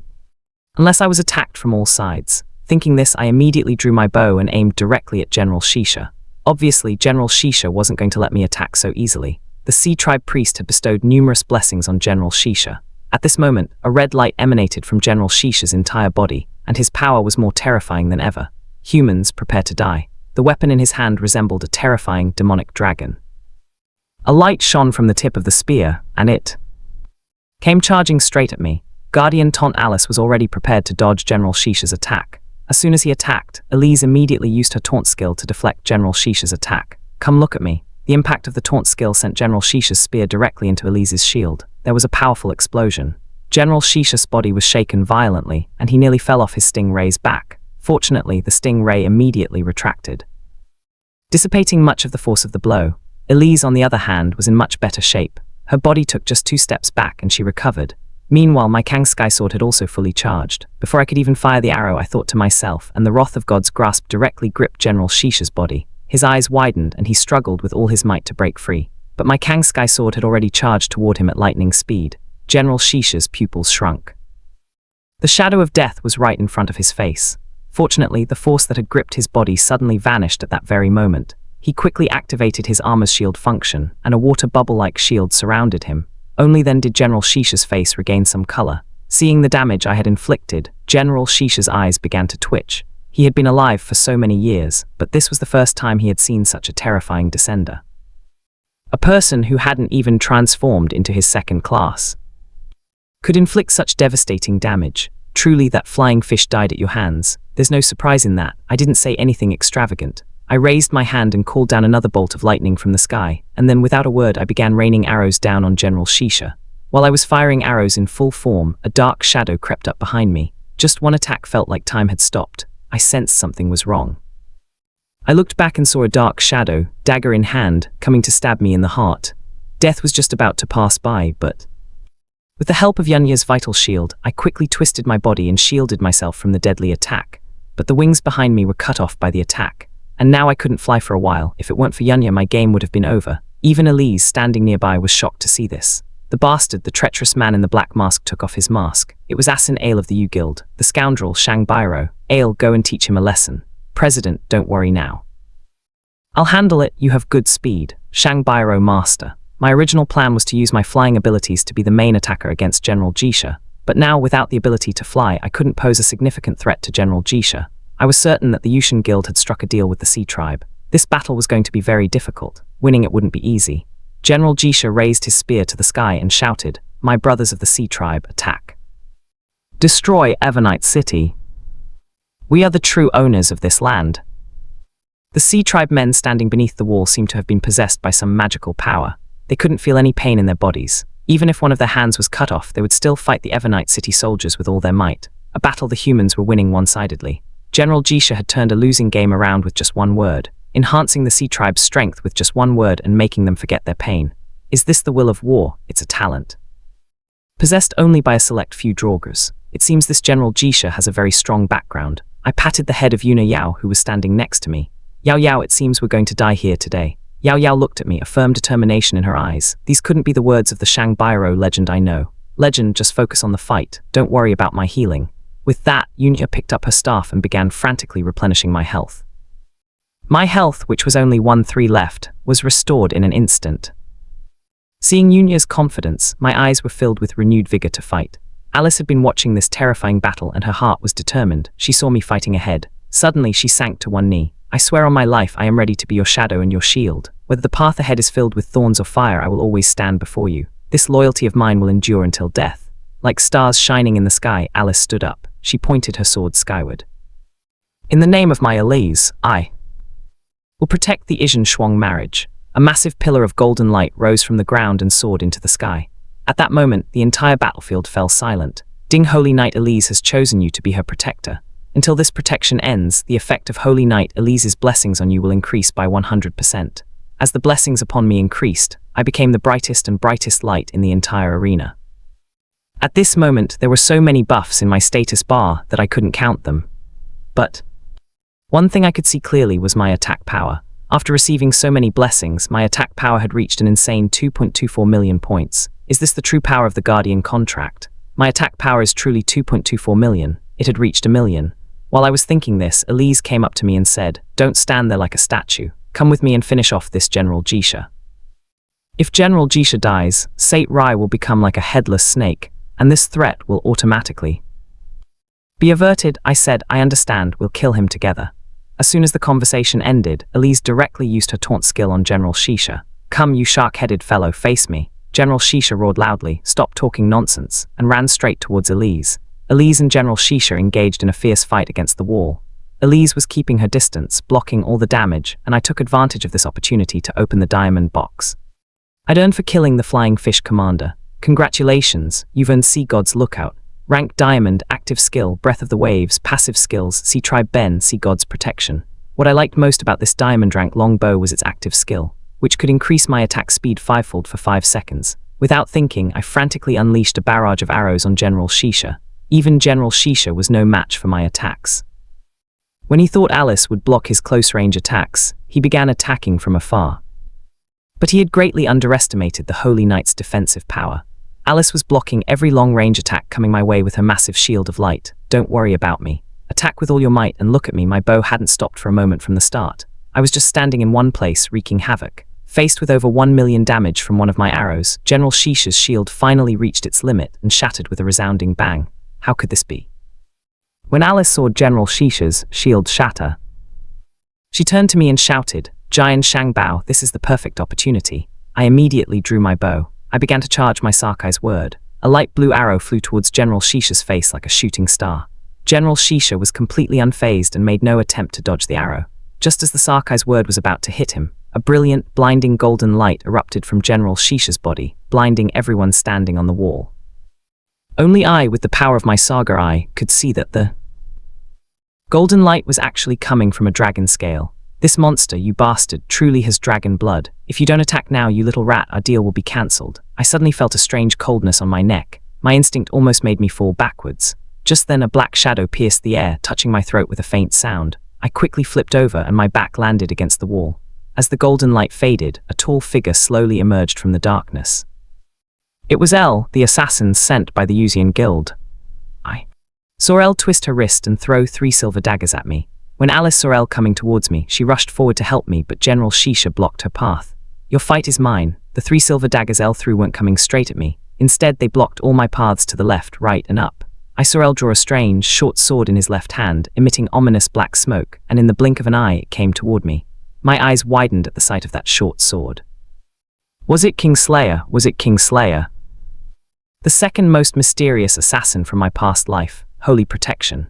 Yunya had just emerged from that blinding golden light. Seeing the situation worsen, he immediately put a shield over me. The shield collided with the sword, shattering it instantly, and I was thrown away by the shockwave. Seeing me safe, Yunya breathed a sigh of relief and began frantically boosting my health. I, who was about to die, began recovering rapidly. The rascally healer Elle stopped paying attention to me, now at full health, and turned directly to Yunya Yao, charging towards him. This was very bad. The thought crossed my mind. In my previous life, the Kingslayer was called the second greatest sword because he possessed the Kingslayer short sword, made from the bones of a demon's head. Related to the demon, a person who died from anything could never respawn in the game. And now that the game had begun to project into the real world, dying in the game meant dying forever. I took out the demon's whisper, a one-time use item I had received after killing the flame demon. Seeing that demonic energy item in my hand, I didn't have time to consider the horrific side effects I would face after using it. I quickly bit my finger to draw blood and squirted it onto the demon's head. In that instant, it felt as if time had stopped. No one around me could move. Choose the person you wish to confuse. Once selected, you can control them for 5 seconds. Enjoy the power of having complete control. I immediately confused Elle's mind. In Elle's mind, General Shisha had now become the enemy he needed to kill first. When I opened my eyes again, Elle had attacked General Shisha with all his might.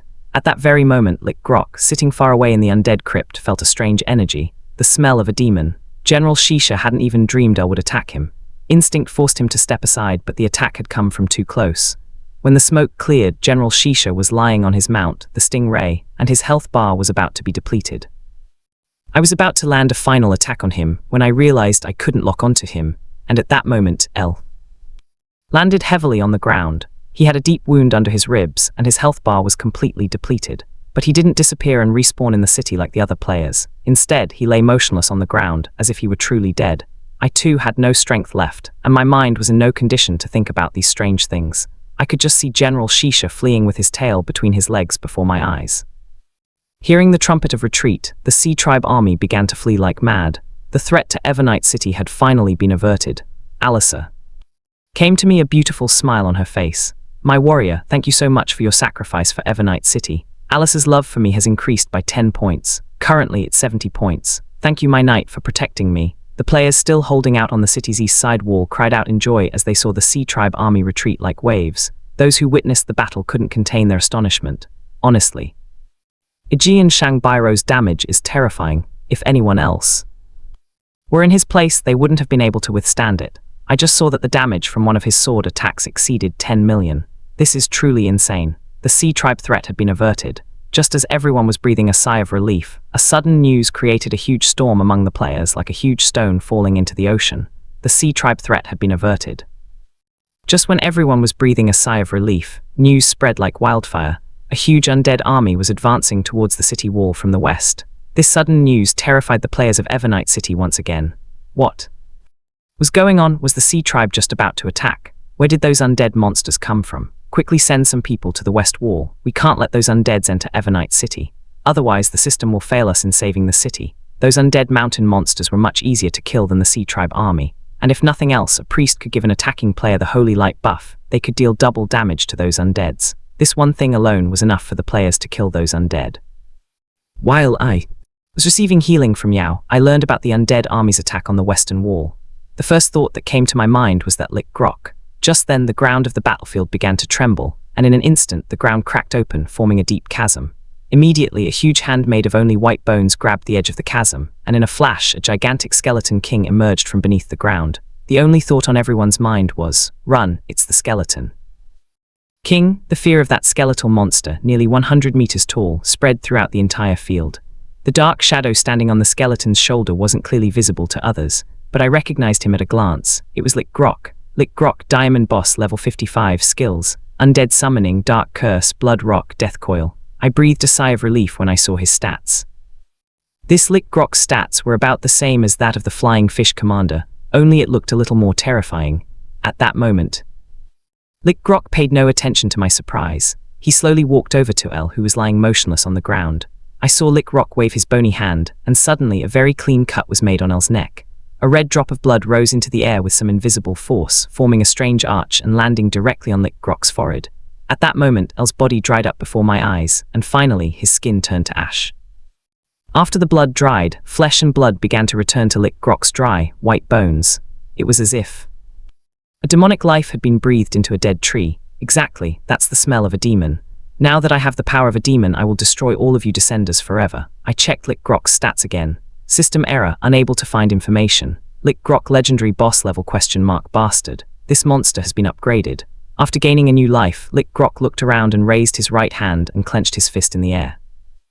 The yellow-haired warrior seemed to have realized something. He couldn't even scream, and some powerful force took his life. What kind of magic is this? He even killed a warrior with his fist from such a distance. Forget all that for now. Put up your shield first. Let this warrior respawn and then tell him to come quickly and help us. No, we can't contact him. The system shows him dead. At that very moment, a red light flashed in a gaming cabin at a large gaming experience center. The staff quickly opened the cabin and saw the man lying inside, foaming at the mouth. Lick Grok had no intention of stopping, this time. He raised both his hands. No matter what professional level, anyone he set his sights on was instantly rendered incapable of fighting.